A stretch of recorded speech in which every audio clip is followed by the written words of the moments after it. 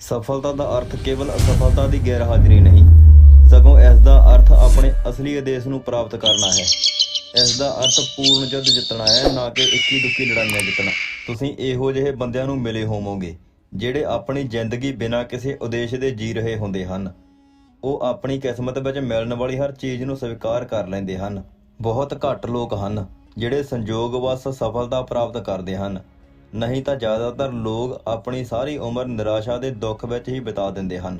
ਇਹ ਕਿਤਾਬ ਉਹਨਾਂ ਲੋਕਾਂ ਲਈ ਨਹੀਂ ਜਿਨ੍ਹਾਂ ਦੇ ਦਿਲ ਵਿੱਚ ਸਫਲਤਾ ਪ੍ਰਾਪਤ ਕਰਨ ਵਾਸਤੇ ਨਾ ਤਾਂ ਦ੍ਰਿੜ ਇਰਾਦਾ ਹੁੰਦਾ ਹੈ ਅਤੇ ਨਾ ਹੀ ਉਹ ਇਸ ਦੇ ਲਈ ਜ਼ਿਆਦਾ ਸਮਾਂ ਕੱਢ ਸਕਦੇ ਹਨ, ਤੇ ਨਾ ਹੀ ਕਾਮਯਾਬੀ ਲਈ ਉਹ ਕੋਈ ਖਾਸ ਯਤਨ ਕਰਦੇ ਹਨ।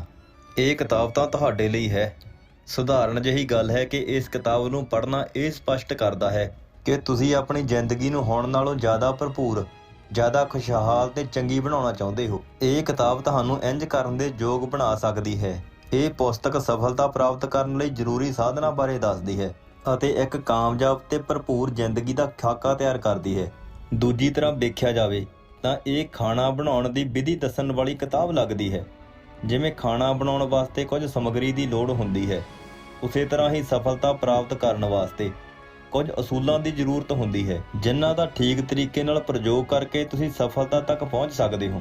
ਪਰ ਸਾਰਿਆਂ ਨਾਲੋਂ ਵੱਧ ਠੀਕ ਇਹ ਰਾਹ ਦਿਖਾਉਣ ਵਾਲੀ ਅਤੇ ਮਾਰਗਦਰਸ਼ਨ ਕਰਨ ਵਾਲੀ ਕਿਤਾਬ ਹੈ। ਇਹ ਕਦਮ-ਕਦਮ ਤੇ ਸਫਲਤਾ ਬਾਰੇ ਸੋਚਣ ਅਤੇ ਫਿਰ ਤੁਹਾਡੀ ਸ਼ਕਤੀ ਰਾਹੀਂ ਉਸ ਨੂੰ ਸਵੀਕਾਰ ਕਰਨ ਬਾਰੇ ਆਸਾਨ ਤਰੀਕੇ ਸਮਝਾਉਂਦੀ ਹੈ। ਇਹ ਤੁਹਾਡੀ ਲੁਕੀ ਹੋਈ ਸ਼ਕਤੀ ਨੂੰ ਰੂਪ ਦਿੰਦੀ ਹੈ। ਇਸ ਕਿਤਾਬ ਵਿਚਲੀਆਂ ਗੱਲਾਂ ਨੂੰ ਸਮਝਣ ਲਈ ਇੱਕੋ ਬੈਠਕ ਵਿੱਚ ਜਾਂ ਉੱਪਰੀ ਨਜ਼ਰ ਨਾਲ ਪੜ੍ਹਨਾ ਕਾਫੀ ਨਹੀਂ। ਇਸ ਵਿਚਲੀ ਗਹਿਰਾਈ ਨੂੰ ਸਮਝਣ ਲਈ ਇਸ ਨੂੰ ਧਿਆਨ ਨਾਲ ਪੜ੍ਹਨਾ ਪਵੇਗਾ। ਮਤਲਬ ਇੱਕ ਵੇਲੇ ਇੱਕ ਚੈਪਟਰ ਜਾਂ ਇੱਕ ਅਧਿਆਇ ਹੀ ਪੜ੍ਹਨਾ ਪਵੇਗਾ। ਅਗਲੇ ਚੈਪਟਰ ਵੱਲ ਵਧਣ ਤੋਂ ਪਹਿਲਾਂ ਇਹ ਯਕੀਨ ਕਰ ਲਵੋ ਕਿ ਤੁਹਾਨੂੰ ਪਿਛਲੇ ਚੈਪਟਰ ਵਿੱਚ ਦੱਸੇ ਗਏ ਸਾਰੇ ਵਿਚਾਰ ਚੰਗੀ ਤਰ੍ਹਾਂ ਸਮਝ ਆ ਗਏ ਹਨ। ਇਸ ਕਿਤਾਬ ਦੇ ਕਈ ਆਦੇਸ਼ਾਂ ਵਿੱਚੋਂ ਇੱਕ ਆਦੇਸ਼ ਇਹ ਵੀ ਹੈ ਕਿ ਇਹ ਕਿਤਾਬ ਤੁਹਾਨੂੰ ਭਵਿੱਖ ਵਿੱਚ ਜ਼ਿੰਦਗੀ ਲਈ ਇੱਕ ਕਾਰਜ ਵਿਹਾਰ ਅਮਲੀ ਯੋਜਨਾ ਬਣਾਉਣ ਲਈ ਤਿਆਰ ਕਰੇ। ਜੇ ਤੁਸੀਂ ਪਹਿਲਾਂ ਕਦੇ ਵੀ ਇਹ ਕਾਰਜ ਵਿਹਾਰ ਯੋਜਨਾ ਨਹੀਂ ਬਣਾਈ ਤਾਂ ਇਹ ਕਿਤਾਬ ਵਿੱਚ 3 ਮਹੱਤਵਪੂਰਨ ਗੱਲਾਂ ਪ੍ਰਭਾਸ਼ਿਤ ਹਨ। ਤੁਸੀਂ ਕੀ ਪ੍ਰਾਪਤ ਕਰਨਾ ਚਾਹੁੰਦੇ ਹੋ, ਇਸ ਨੂੰ ਪ੍ਰਾਪਤ ਕਿਵੇਂ ਕਰਨਾ ਚਾਹੁੰਦੇ ਹੋ, ਇਸ ਨੂੰ ਕਦ ਤੱਕ ਪ੍ਰਾਪਤ ਕਰਨ ਦੀ ਯੋਜਨਾ ਹੈ। ਇਸ ਕਿਤਾਬ ਨੂੰ ਪੜ੍ਹਨ ਵੇਲੇ ਆਪਣੇ ਕੋਲ ਇੱਕ ਨੋਟਬੁੱਕ ਜ਼ਰੂਰ ਰੱਖੋ। ਉਸ ਨੂੰ 3 ਹਿੱਸਿਆਂ ਵਿੱਚ ਵੰਡੋ। ਤੁਹਾਡੇ ਉਦੇਸ਼, ਇਹਨਾਂ ਉਦੇਸ਼ਾਂ ਨੂੰ ਪ੍ਰਾਪਤ ਕਰਨ ਵਾਸਤੇ ਕਿਹੜੀਆਂ ਮੰਜ਼ਿਲਾਂ ਨੂੰ ਪਾਰ ਕਰਨਾ ਚਾਹੁੰਦੇ ਹੋ, ਤੇ ਅੰਤ ਆਪਣੀ ਸਫਲਤਾ ਲਈ ਇੱਕ ਸਮਾਂ ਸੂਚੀ ਤਿਆਰ ਕਰਨੀ। ਜਦ ਤੁਸੀਂ ਇਸ ਕਿਤਾਬ ਨੂੰ ਪੂਰੀ ਤਰ੍ਹਾਂ ਪੜ੍ਹ ਲਵੋਗੇ ਤਦ ਤੁਹਾਡੀ ਨੋਟਬੁੱਕ ਵਿੱਚ ਇੱਕ ਆਧਾਰਸ਼ਿਲਾ ਬਣ ਜਾਵੇਗੀ ਜਿਸ ਉੱਪਰ ਤੁਸੀਂ ਆਪਣੀ ਨਵੀਂ ਜ਼ਿੰਦਗੀ ਦੀ ਮੰਜ਼ਿਲ ਉਸਾਰ ਸਕਦੇ ਹੋ। ਇਸ ਪੁਸਤਕ ਵਿੱਚ ਦੱਸੇ ਗਏ ਨੇਮ ਵਿਸ਼ਵ ਵਿਆਪੀ ਹਨ, ਜਿਨ੍ਹਾਂ ਨੂੰ ਹਰ ਹਾਲਾਤ, ਹਰ ਸੰਗਠਨ ਅਤੇ ਹਰ ਦੇਸ਼ ਵਿੱਚ ਅਮਲ ਵਿੱਚ ਲਿਆਂਦਾ ਜਾ ਸਕਦਾ ਹੈ। ਜਿਵੇਂ ਕਿ ਪਲੂਟੋ ਨੇ ਕਿਹਾ ਸੀ ਕਿ ਸੱਚਾਈ ਸਦੀਵੀ ਹੁੰਦੀ ਹੈ। ਇਹ ਪੂਰੀ ਕਿਤਾਬ ਵਿੱਚ ਮੈਂ ਕੇਵਲ ਪੁਲਿੰਗ ਸ਼ਬਦਾਂ ਦਾ ਇਸਤੇਮਾਲ ਕੀਤਾ ਹੈ ਤਾਂ ਜੋ ਲਿਖਣ ਵਿੱਚ ਆਸਾਨੀ ਹੋਵੇ, ਪਰ ਇਸ ਕਿਤਾਬ ਵਿੱਚ ਦੱਸੇ ਗਏ ਨੇਮ ਦੋਹਾਂ ਲਿੰਗਾਂ ਉੱਪਰ ਇੱਕੋ ਤਰੀਕੇ ਨਾਲ ਲਾਗੂ ਹੁੰਦੇ ਹਨ। ਇਹਨਾਂ ਨੂੰ ਲਿਖਣ ਦਾ ਆਧਾਰ ਇਹ ਹੈ ਕਿ ਜ਼ਿਆਦਾਤਰ ਲੋਕ ਅਕਲ ਜਾਂ ਯੋਗਤਾ ਦੀ ਕਮੀ ਕਾਰਨ ਅਸਫਲ ਨਹੀਂ ਹੁੰਦੇ, ਸਗੋਂ ਇੱਛਾ, ਆਪਣੇ ਆਪ ਨੂੰ ਸਮਰਪਿਤ ਕਰਨ, ਦਿਸ਼ਾ ਅਤੇ ਅਨੁਸ਼ਾਸਨ ਦੀ ਕਮੀ ਕਰਕੇ ਸਫਲ ਹੋ ਜਾਂਦੇ ਹਨ। ਕਿਤਾਬ ਦਾ ਪਹਿਲਾ ਚੈਪਟਰ ਸ਼ੁਰੂ ਕਰੀਏ। ਚੈਨਲ ਨੂੰ ਸਪੋਰਟ ਕਰਨ ਲਈ ਸਬਸਕ੍ਰਾਈਬ, ਵੀਡੀਓ ਨੂੰ ਸ਼ੇਅਰ ਅਤੇ ਲਾਈਕ ਜ਼ਰੂਰ ਕਰ ਦੇਣਾ ਜੀ। ਚੈਪਟਰ 1, ਇੰਪੋਰਟੈਂਸ ਆਫ ਐਟੀਟਿਊਡ, ਦ੍ਰਿਸ਼ਟੀਕੋਣ ਦੀ ਮਹੱਤਤਾ। ਹਮੇਸ਼ਾ ਹਾਂ ਪੱਖੀ ਦ੍ਰਿਸ਼ਟੀਕੋਣ ਅਪਣਾਇਆ ਜਾਵੇ। ਇੱਕ ਆਦਮੀ ਮੇਲੇ ਵਿੱਚ ਗੁਬਾਰੇ ਵੇਚ ਕੇ ਆਪਣਾ ਗੁਜ਼ਾਰਾ ਚਲਾਉਂਦਾ ਸੀ। ਉਹਦੇ ਕੋਲ ਵੱਖ-ਵੱਖ ਰੰਗਾਂ ਦੇ ਨੀਲੇ, ਪੀਲੇ, ਹਰੇ ਅਤੇ ਲਾਲ ਗੁਬਾਰੇ ਸਨ। ਜਦ ਕਦੇ ਉਹਦੇ ਗੁਬਾਰਿਆਂ ਦੀ ਵਿਕਰੀ ਘੱਟ ਹੋਣ ਲੱਗਦੀ ਤਾਂ ਉਹ ਹੀਲੀਅਮ ਗੈਸ ਨਾਲ ਭਰਿਆ ਇੱਕ ਗੁਬਾਰਾ ਹਵਾ ਵਿੱਚ ਛੱਡ ਦਿੰਦਾ। ਬੱਚੇ ਜਦ ਉਸ ਨੂੰ ਉੱਡਦਾ ਹੋਇਆ ਵੇਖਦੇ ਤਾਂ ਉਹਦੇ ਵੱਲ ਦੁਬਾਰਾ ਗੁਬਾਰੇ ਖਰੀਦਣ ਲਈ ਉਤਾਵਲੇ ਹੋ ਜਾਂਦੇ। ਉਹ ਉਸ ਤੋਂ ਗੁਬਾਰੇ ਖਰੀਦ ਲੈਂਦੇ ਅਤੇ ਇਸ ਤਰ੍ਹਾਂ ਉਸ ਦੀ ਵਿਕਰੀ ਫੇਰ ਤੋਂ ਵੱਧ ਜਾਂਦੀ। ਦਿਨ ਭਰ ਇਹੀ ਸਿਲਸਿਲਾ ਚੱਲਦਾ ਰਹਿੰਦਾ। ਇੱਕ ਦਿਨ ਉਹੀ ਆਦਮੀ ਬਾਜ਼ਾਰ ਵਿੱਚ ਖੜਾ ਗੁਬਾਰੇ ਵੇਚ ਰਿਹਾ ਸੀ। ਅਚਾਨਕ ਉਸ ਨੂੰ ਇੱਦਾਂ ਲੱਗਿਆ ਕਿ ਉਸ ਦਾ ਕੁੜਤਾ ਕੋਈ ਪਿੱਛੋਂ ਖਿੱਚ ਰਿਹਾ ਹੈ। ਉਹਨੇ ਪਿੱਛੇ ਮੁੜ ਕੇ ਵੇਖਿਆ ਤਾਂ ਇੱਕ ਛੋਟਾ ਜਿਹਾ ਬੱਚਾ ਖੜਾ ਸੀ। ਉਸ ਬੱਚੇ ਨੇ ਗੁਬਾਰੇ ਵਾਲੇ ਤੋਂ ਪੁੱਛਿਆ, ਜੇ ਤੁਸੀਂ ਕਾਲੇ ਰੰਗ ਦਾ ਗੁਬਾਰਾ ਹਵਾ ਵਿੱਚ ਛੱਡੋਗੇ ਤਾਂ ਕੀ ਉਹ ਵੀ ਹਵਾ ਵਿੱਚ ਉੱਡੇਗਾ? ਬੱਚੇ ਦੀ ਗੱਲ ਉਹਦੇ ਦਿਲ ਵਿੱਚ ਉਤਰ ਗਈ ਤੇ ਉਹਨੇ ਪਿਆਰ ਨਾਲ ਜਵਾਬ ਦਿੱਤਾ, ਪੁੱਤਰ, ਗੁਬਾਰਾ ਆਪਣੇ ਰੰਗ ਕਰਕੇ ਹਵਾ ਵਿੱਚ ਨਹੀਂ ਉੱਡਦਾ, ਸਗੋਂ ਉਹਦੇ ਅੰਦਰ ਕੀ ਹੈ ਇਸ ਕਰਕੇ ਉੱਪਰ ਵੱਲ ਨੂੰ ਜਾਂਦਾ ਹੈ। ਠੀਕ ਇਸੇ ਤਰ੍ਹਾਂ ਇਹ ਗੱਲ ਸਾਡੇ ਜੀਵਨ ਉੱਪਰ ਵੀ ਲਾਗੂ ਹੁੰਦੀ ਹੈ। ਮੁੱਲਵਾਨ ਉਹ ਚੀਜ਼ ਹੈ ਜਿਹੜੀ ਸਾਡੇ ਅੰਦਰ ਹੈ, ਜਿਹੜੀ ਚੀਜ਼ ਸਾਨੂੰ ਉੱਪਰ ਚੱਕਦੀ ਹੈ। ਉਹ ਸਾਡਾ ਦ੍ਰਿਸ਼ਟੀਕੋਣ, ਸਾਡਾ ਐਟੀਟਿਊਡ ਹੈ। ਕੀ ਤੁਹਾਨੂੰ ਵੀ ਕਦੇ ਇਹ ਸੁਣ ਕੇ ਹੈਰਾਨੀ ਹੋਈ ਹੈ ਕਿ ਕੁਝ ਲੋਕ, ਕੁਝ ਕੰਪਨੀਆਂ ਜਾਂ ਕੁਝ ਦੇਸ਼ ਦੂਸਰਿਆਂ ਦੇ ਮੁਕਾਬਲੇ ਜ਼ਿਆਦਾ ਅੱਗੇ ਕਿਉਂ ਵੱਧ ਜਾਂਦੇ ਹਨ? ਇਹ ਕੋਈ ਰਹੱਸਜਨਕ ਗੱਲ ਨਹੀਂ। ਇਸ ਤਰ੍ਹਾਂ ਦੇ ਲੋਕਾਂ ਦੇ ਸੋਚਣ ਅਤੇ ਕੰਮ ਕਰਨ ਦਾ ਢੰਗ ਮੁਕਾਬਲਤਨ ਕਾਫੀ ਪ੍ਰਭਾਵਸ਼ਾਲੀ ਹੁੰਦਾ ਹੈ। ਇਹ ਲੋਕ ਚੰਗੀ ਤਰ੍ਹਾਂ ਸਮਝ ਚੁੱਕੇ ਹੁੰਦੇ ਹਨ ਕਿ ਆਪਣੇ ਸਭ ਤੋਂ ਕੀਮਤੀ ਸਰੋਤ ਅਰਥਾਤ ਲੋਕਾਂ ਵਿੱਚ ਪੂੰਜੀ ਲਾ ਕੇ ਆਪਣੇ ਕੰਮ ਨੂੰ ਕਿਵੇਂ ਅਸਰਦਾਰ ਬਣਾ ਸਕਦੇ ਹਨ। ਮੇਰਾ ਵਿਸ਼ਵਾਸ ਹੈ ਕਿ ਕਿਸੇ ਵਿਅਕਤੀ, ਸੰਸਥਾ ਜਾਂ ਦੇਸ਼ ਦੀ ਸਫਲਤਾ ਉਸ ਦੇ ਨਾਗਰਿਕਾਂ ਦੀਆਂ ਚੰਗਿਆਈਆਂ, ਕੁਆਲਿਟੀਜ਼ ਉੱਪਰ ਹੀ ਨਿਰਭਰ ਕਰਦੀ ਹੈ। ਮੈਂ ਦੁਨੀਆ ਭਰ ਦੀਆਂ ਵੱਡੀਆਂ ਕੰਪਨੀਆਂ ਦੇ ਵੱਡੇ ਅਫਸਰਾਂ ਨਾਲ ਗੱਲਬਾਤ ਕੀਤੀ ਹੈ ਅਤੇ ਉਹਨਾਂ ਸਾਰਿਆਂ ਕੋਲੋਂ ਇੱਕ ਹੀ ਤਰ੍ਹਾਂ ਦਾ ਸਵਾਲ ਪੁੱਛਿਆ ਹੈ। ਜੇ ਤੁਹਾਡੇ ਹੱਥ ਵਿੱਚ ਜਾਦੂ ਦੀ ਛੜੀ ਫੜਾ ਦਿੱਤੀ ਜਾਵੇ ਤੇ ਉਸ ਚੀਜ਼ ਨੂੰ ਬਦਲਣ ਵਾਸਤੇ ਕਿਹਾ ਜਾਵੇ ਜਿਹੜੀ ਤੁਹਾਡੇ ਕੰਮ ਨੂੰ ਹੋਰ ਚੰਗਾ ਤੇ ਲਾਭਦਾਇਕ ਬਣਾ ਸਕੇ, ਤਾਂ ਉਹ ਚੀਜ਼ ਕੀ ਹੋਵੇਗੀ? ਸਾਰਿਆਂ ਦਾ ਜਵਾਬ ਇੱਕੋ ਸੀ। ਸਾਰਿਆਂ ਨੇ ਕਿਹਾ ਕਿ ਜੇ ਲੋਕਾਂ ਦੇ ਸੋਚਣ ਦਾ ਢੰਗ ਵਧੀਆ ਹੋਵੇ ਤਾਂ ਲੋਕ ਆਪਣੇ ਆਪ ਹੀ ਮੇਲ ਮਿਲਾਪ ਨਾਲ ਇਕਜੁੱਟ ਹੋ ਕੇ ਕੰਮ ਕਰ ਸਕਦੇ ਹਨ। ਇਹਦੇ ਨਾਲ ਨੁਕਸਾਨ ਘੱਟ ਹੋਵੇਗਾ ਅਤੇ ਵਫ਼ਾਦਾਰੀ ਵਧੇਗੀ ਅਤੇ ਇੱਕ ਤਰ੍ਹਾਂ ਨਾਲ ਕੰਪਨੀ ਵਿੱਚ ਮਨ ਲਗਾ ਕੇ ਕੰਮ ਕਰਨ ਦਾ ਇੱਕ ਮਾਹੌਲ ਬਣ ਜਾਵੇਗਾ। ਹਾਰਵਰਡ ਯੂਨੀਵਰਸਿਟੀ ਦੇ ਵਿਲੀਅਮ ਜੇਮਸ ਦਾ ਕਹਿਣਾ ਹੈ, ਮੇਰੀ ਪੀੜ੍ਹੀ ਦੀ ਸਭ ਤੋਂ ਮਹੱਤਵਪੂਰਨ ਖੋਜ ਇਹ ਹੈ ਕਿ ਮਨੁੱਖ ਆਪਣੀ ਸੋਚ ਵਿੱਚ ਬਦਲਾਵ ਲਿਆ ਕੇ ਆਪਣੀ ਜ਼ਿੰਦਗੀ ਨੂੰ ਨਵੇਂ ਸਿਰਿਓਂ ਬਦਲ ਸਕਦਾ ਹੈ। ਅਨੁਭਵਾਂ ਤੋਂ ਪਤਾ ਚੱਲਦਾ ਹੈ ਕਿ ਕਿਸੇ ਵੀ ਧੰਦੇ ਦਾ ਸਭ ਤੋਂ ਜ਼ਰੂਰੀ ਅਤੇ ਮੁੱਲਵਾਨ ਸੰਸਾਧਨ ਵਿਅਕਤੀ ਹੁੰਦਾ ਹੈ। ਉਹਦੀ ਮਹੱਤਤਾ ਪੈਸੇ ਅਤੇ ਮਸ਼ੀਨਾਂ ਤੋਂ ਵੀ ਵੱਧ ਹੁੰਦੀ ਹੈ, ਪਰ ਇਹ ਆਧਾਰਭੂਤ ਤੱਤ ਹੀ ਸਭ ਤੋਂ ਜ਼ਿਆਦਾ ਬੇਕਾਰ ਹੁੰਦਾ ਚਲਿਆ ਜਾਂਦਾ ਹੈ। ਮਨੁੱਖ ਹੀ ਤੁਹਾਡੀ ਸਭ ਤੋਂ ਵੱਡੀ ਪੂੰਜੀ ਜਾਂ ਸਭ ਤੋਂ ਵੱਡੀ ਯੋਗਤਾ ਹੋ ਸਕਦੇ ਹਨ। ਵਿਸ਼ੇਸ਼ਤਾਵਾਂ ਨਾਲ ਭਰਪੂਰ ਲੋਕ। ਬਹੁਤ ਸਾਰੇ ਸਿੱਖਿਅਕ ਪ੍ਰੋਗਰਾਮ ਜਿਵੇਂ ਗ੍ਰਾਹਕ ਸੇਵਾ, ਵੇਚਣ ਦੇ ਢੰਗ, ਵਿਵਸਥਿਤ ਯੋਜਨਾ ਆਦਿ ਤੋਂ ਬਾਅਦ ਇਹ ਨਤੀਜੇ 'ਤੇ ਪਹੁੰਚਿਆ ਹਾਂ ਕਿ ਇਹਨਾਂ ਸਾਰੇ ਵੱਡੇ ਪ੍ਰੋਗਰਾਮਾਂ ਨੂੰ ਇੱਕ ਚੁਣੌਤੀ ਦਾ ਸਾਹਮਣਾ ਕਰਨਾ ਪੈਂਦਾ ਹੈ। ਇਹ ਪ੍ਰੋਗਰਾਮ ਤਦ ਤੱਕ ਸਫਲਤਾ ਦਾ ਮੂੰਹ ਨਹੀਂ ਵੇਖ ਸਕਦੇ ਜਦ ਤੱਕ ਇਹਨਾਂ ਦੀ ਨੀਂਹ ਠੀਕ ਨਾ ਬਣੀ ਹੋਵੇ। ਇਹ ਆਧਾਰਸ਼ਿਲਾ ਹੈ ਟੋਟਲ ਕੁਆਲਿਟੀ ਪੀਪਲ, ਅਰਥਾਤ ਉਹ ਲੋਕ ਜਿਨ੍ਹਾਂ ਦਾ ਚਰਿੱਤਰ ਉੱਚਾ ਹੈ, ਇਮਾਨਦਾਰ ਹਨ, ਨੈਤਿਕ ਕਦਰਾਂ ਕੀਮਤਾਂ ਦੇ ਭਾਗੀ ਹਨ ਅਤੇ ਚੰਗਾ ਨਜ਼ਰੀਆ, ਪੋਜ਼ੀਟਿਵ ਐਟੀਟਿਊਡ ਰੱਖਦੇ ਹਨ। ਮੈਨੂੰ ਗਲਤ ਨਾ ਸਮਝਿਆ ਜਾਵੇ, ਤੁਹਾਨੂੰ ਦੂਜੇ ਸਾਰੇ ਪ੍ਰੋਗਰਾਮਾਂ ਦੀ ਲੋੜ ਹੈ, ਪਰ ਉਹ ਸਫਲ ਤਦ ਹੀ ਹੋ ਸਕਦੇ ਹਨ ਜਦੋਂ ਤੁਹਾਡੀ ਆਪਣੀ ਨੀਂਹ ਸਹੀ ਹੋਵੇ ਅਤੇ ਉਹ ਨੀਂਹ ਹੈ ਵਿਸ਼ੇਸ਼ਤਾਵਾਂ ਨਾਲ ਭਰਪੂਰ ਲੋਕ। ਨਮੂਨੇ ਦੇ ਤੌਰ 'ਤੇ ਕੁਝ ਗ੍ਰਾਹਕ ਸੇਵਾ ਪ੍ਰੋਗਰਾਮਾਂ ਵਿੱਚ ਹਿੱਸੇਦਾਰਾਂ ਨੂੰ ਧੰਨਵਾਦ ਅਤੇ ਮਿਹਰਬਾਨੀ ਵਰਗੇ ਸ਼ਬਦਾਂ ਦਾ ਇਸਤੇਮਾਲ ਕਰਨਾ ਅਤੇ ਗ੍ਰਾਹਕ ਦੇ ਸਾਹਮਣੇ ਮੁਸਕਰਾਉਂਦੇ ਰਹਿਣਾ ਅਤੇ ਹੱਥ ਮਿਲਾਉਣ ਦੀ ਜਾਚ ਸਿਖਾਈ ਜਾਂਦੀ ਹੈ। ਪਰ ਇਹ ਨਕਲੀ ਜਾਂ ਫਿੱਕੀ ਮੁਸਕਰਾਹਟ ਬੰਦੇ ਦਾ ਹਮੇਸ਼ਾ ਸਾਥ ਨਹੀਂ ਦੇ ਸਕਦੀ। ਜੇ ਉਹਦੇ ਦਿਲ ਵਿੱਚ ਸੇਵਾ ਕਰਨ ਦਾ ਭਾਵ ਹੀ ਨਾ ਹੋਵੇ ਤਾਂ ਲੋਕ ਅਜਿਹੀ ਫਿੱਕੀ ਅਤੇ ਝੂਠੀ ਮੁਸਕਰਾਹਟ ਨੂੰ ਛੇਤੀ ਹੀ ਬੁੱਝ ਲੈਂਦੇ ਹਨ। ਜੇ ਮੁਸਕਰਾਹਟ ਝੂਠੀ ਹੋਵੇ ਤਾਂ ਲੋਕ ਚਿੜ ਜਾਂਦੇ ਹਨ। ਮੇਰੇ ਕਹਿਣ ਦਾ ਭਾਵ ਇਹ ਹੈ ਕਿ ਸੱਚਾਈ ਦਾ ਹੋਣਾ ਵਿਖਾਵੇ ਤੋਂ ਜ਼ਿਆਦਾ ਜ਼ਰੂਰੀ ਹੁੰਦਾ ਹੈ। ਇਹਦੇ ਵਿੱਚ ਸ਼ੱਕ ਦੀ ਕੋਈ ਗੁੰਜਾਇਸ਼ ਨਹੀਂ ਹੁੰਦੀ। ਧੰਨਵਾਦ, ਸ਼ੁਕਰੀਆ, ਮੁਸਕਰਾਉਣਾ ਆਦਿ ਬਹੁਤ ਜ਼ਰੂਰੀ ਗੱਲਾਂ ਹਨ, ਪਰ ਜੇ ਸੇਵਾ ਭਾਵਨਾ ਵੀ ਨਾਲ ਹੋਵੇ ਤਾਂ ਇਹ ਸਾਰੀਆਂ ਗੱਲਾਂ ਆਪਣੇ ਆਪ ਆ ਜਾਂਦੀਆਂ ਹਨ। ਵਿਖਾਵੇ ਦੀ ਕੋਈ ਲੋੜ ਨਹੀਂ ਪੈਂਦੀ। ਪ੍ਰਸਿੱਧ ਫਰਾਂਸੀਸੀ ਫਿਲਾਸਫਰ ਬਲੇਜ਼ ਪਾਸਕਲ ਕੋਲ ਇੱਕ ਬੰਦਾ ਆਇਆ ਅਤੇ ਕਹਿਣ ਲੱਗਾ ਕਿ ਜੇ ਮੇਰੇ ਕੋਲ ਤੁਹਾਡੇ ਵਰਗਾ ਦਿਮਾਗ ਹੁੰਦਾ ਤਾਂ ਮੈਂ ਵੀ ਇੱਕ ਚੰਗਾ ਇਨਸਾਨ ਬਣ ਸਕਦਾ ਸਾਂ। ਤਦ ਪਾਸਕਲ ਨੇ ਜਵਾਬ ਦਿੱਤਾ, ਇੱਕ ਚੰਗਾ ਇਨਸਾਨ ਬਣ ਜਾ, ਤੇਰਾ ਦਿਮਾਗ ਆਪਣੇ ਆਪ ਮੇਰੇ ਵਰਗਾ ਹੋ ਜਾਵੇਗਾ। ਕੈਲਗਰੀ ਟਾਵਰ 190.8 ਮੀਟਰ ਉੱਚਾ ਹੈ ਅਤੇ ਇਸ ਦਾ ਭਾਰ 10,884 ਟਨ ਹੈ। ਕੁੱਲ ਭਾਰ ਦਾ ਲਗਭਗ 60% ਅਰਥਾਤ 6,349 ਟਨ ਹਿੱਸਾ ਧਰਤੀ ਦੇ ਅੰਦਰ ਹੈ। ਇਸ ਤੋਂ ਇਹ ਗੱਲ ਸਾਫ਼ ਪਤਾ ਲੱਗ ਜਾਂਦੀ ਹੈ ਕਿ ਜਿੰਨੀ ਵਿਸ਼ਾਲ ਇਮਾਰਤ ਹੋਵੇਗੀ ਉਹਦੀ ਓਨੀ ਹੀ ਮਜ਼ਬੂਤ ਨਹੀਂ ਹੋਵੇਗੀ।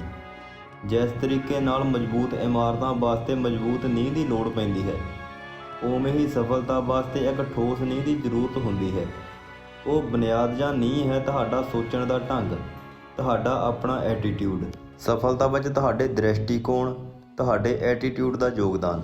ਹਾਰਵਰਡ ਯੂਨੀਵਰਸਿਟੀ ਦੁਆਰਾ ਕੀਤੇ ਗਏ ਇੱਕ ਅਧਿਐਨ ਵਿੱਚ ਇਹ ਪਤਾ ਲੱਗਾ ਹੈ ਕਿ ਜਦ ਕੋਈ ਬੰਦਾ ਰੁਜ਼ਗਾਰ ਪ੍ਰਾਪਤ ਕਰਦਾ ਹੈ ਤਾਂ ਇਹਦਾ 85% ਭਾਗ ਉਹਦੇ ਦ੍ਰਿਸ਼ਟੀਕੋਣ ਦੀ ਵਜ੍ਹਾ ਹੁੰਦਾ ਹੈ ਤੇ ਬਾਕੀ 15% ਵਿੱਚ ਉਹ ਬੰਦੇ ਦੀ ਚੁਸਤੀ, ਕੰਮ ਅਤੇ ਜਾਣਕਾਰੀ ਹਿੱਸੇਦਾਰ ਹੁੰਦੀ ਹੈ। ਹੈਰਾਨੀ ਦੀ ਗੱਲ ਤਾਂ ਇਹ ਹੈ ਕਿ ਪੜ੍ਹਾਈ ਉੱਪਰ ਖਰਚ ਹੋਣ ਵਾਲੀ 100% ਦੀ ਰਕਮ ਇਸੇ ਚੁਸਤੀ ਉੱਪਰ ਖਰਚ ਹੋ ਜਾਂਦੀ ਹੈ, ਜਦ ਕਿ ਸਫਲਤਾ ਵਿੱਚ ਉਹਦੀ ਹਿੱਸੇਦਾਰੀ ਸਿਰਫ 15% ਹੁੰਦੀ ਹੈ। ਇਹ ਕਿਤਾਬ ਸਫਲਤਾ ਦੇ ਬਾਕੀ 85% ਬਾਰੇ ਲਿਖੀ ਹੋਈ ਹੈ। ਅੰਗਰੇਜ਼ੀ ਵਿੱਚ ਐਟੀਟਿਊਡ, ਦ੍ਰਿਸ਼ਟੀਕੋਣ ਸਭ ਤੋਂ ਮਹੱਤਵਪੂਰਨ ਸ਼ਬਦ ਹੈ। ਜ਼ਿੰਦਗੀ ਦੇ ਹਰ ਹਿੱਸੇ ਵਿੱਚ ਇਹਦਾ ਸੰਬੰਧ ਹੈ, ਚਾਹੇ ਉਹ ਤੁਹਾਡੀ ਆਪਣੀ ਨਿੱਜੀ ਜ਼ਿੰਦਗੀ ਹੋਵੇ ਜਾਂ ਫਿਰ ਤੁਹਾਡੀ ਕੰਮਕਾਜੀ ਜ਼ਿੰਦਗੀ। ਕੀ ਇੱਕ ਅਫਸਰ ਚੰਗੇ ਨਜ਼ਰੀਏ ਤੋਂ ਬਿਨਾਂ ਕੋਈ ਚੰਗਾ ਅਫਸਰ ਬਣ ਸਕਦਾ ਹੈ? ਚੰਗੇ ਦ੍ਰਿਸ਼ਟੀਕੋਣ ਤੋਂ ਬਿਨਾਂ ਕੋਈ ਵਿਦਿਆਰਥੀ ਚੰਗਾ ਵਿਦਿਆਰਥੀ ਬਣ ਸਕਦਾ ਹੈ? ਕੀ ਮਾਤਾ-ਪਿਤਾ, ਗੁਰੂ, ਦੁਕਾਨਦਾਰ, ਮਾਲਕ ਅਤੇ ਕਰਮਚਾਰੀ ਚੰਗੀ ਸੋਚ ਤੋਂ ਬਿਨਾਂ ਆਪਣੇ ਕੰਮ ਵਿੱਚ ਨਿਪੁੰਨ ਹੋ ਸਕਦੇ ਹਨ? ਭਾਵੇਂ ਤੁਸੀਂ ਕਿਸੇ ਵੀ ਖੇਤਰ ਵਿੱਚ ਕੰਮ ਕਰ ਰਹੇ ਹੋਵੋ, ਸਫਲਤਾ ਦੀ ਨੀਂਹ ਇੱਕੋ ਹੀ ਹੈ, ਤੁਹਾਡਾ ਦ੍ਰਿਸ਼ਟੀਕੋਣ, ਤੁਹਾਡਾ ਐਟੀਟਿਊਡ। ਜੇ ਤੁਹਾਡੀ ਸੋਚ ਸਫਲਤਾ ਤੇ ਲਕਸ਼ ਪ੍ਰਾਪਤੀ ਲਈ ਇੰਨੀ ਮਹੱਤਵਪੂਰਨ ਹੈ ਤਾਂ ਕੀ ਤੁਹਾਨੂੰ ਜ਼ਿੰਦਗੀ ਪ੍ਰਤੀ ਆਪਣੇ ਦ੍ਰਿਸ਼ਟੀਕੋਣ ਨੂੰ ਪਰਖਣਾ ਨਹੀਂ ਚਾਹੀਦਾ? ਕੀ ਆਪਣੇ ਆਪ ਤੋਂ ਇਹ ਸਵਾਲ ਨਹੀਂ ਕਰਨਾ ਚਾਹੀਦਾ ਕਿ ਤੁਹਾਡਾ ਦ੍ਰਿਸ਼ਟੀਕੋਣ ਤੁਹਾਡੇ ਉਦੇਸ਼ ਉੱਤੇ ਕਿਸ ਹੱਦ ਤੱਕ ਪ੍ਰਭਾਵ ਪਾ ਸਕਦਾ ਹੈ? ਹੀਰਿਆਂ ਦੀ ਖਾਨ। ਅਫਰੀਕਾ ਵਿੱਚ ਇੱਕ ਪ੍ਰਸੰਨ ਅਤੇ ਸੰਤੁਸ਼ਟ ਕਿਸਾਨ ਰਹਿੰਦਾ ਸੀ।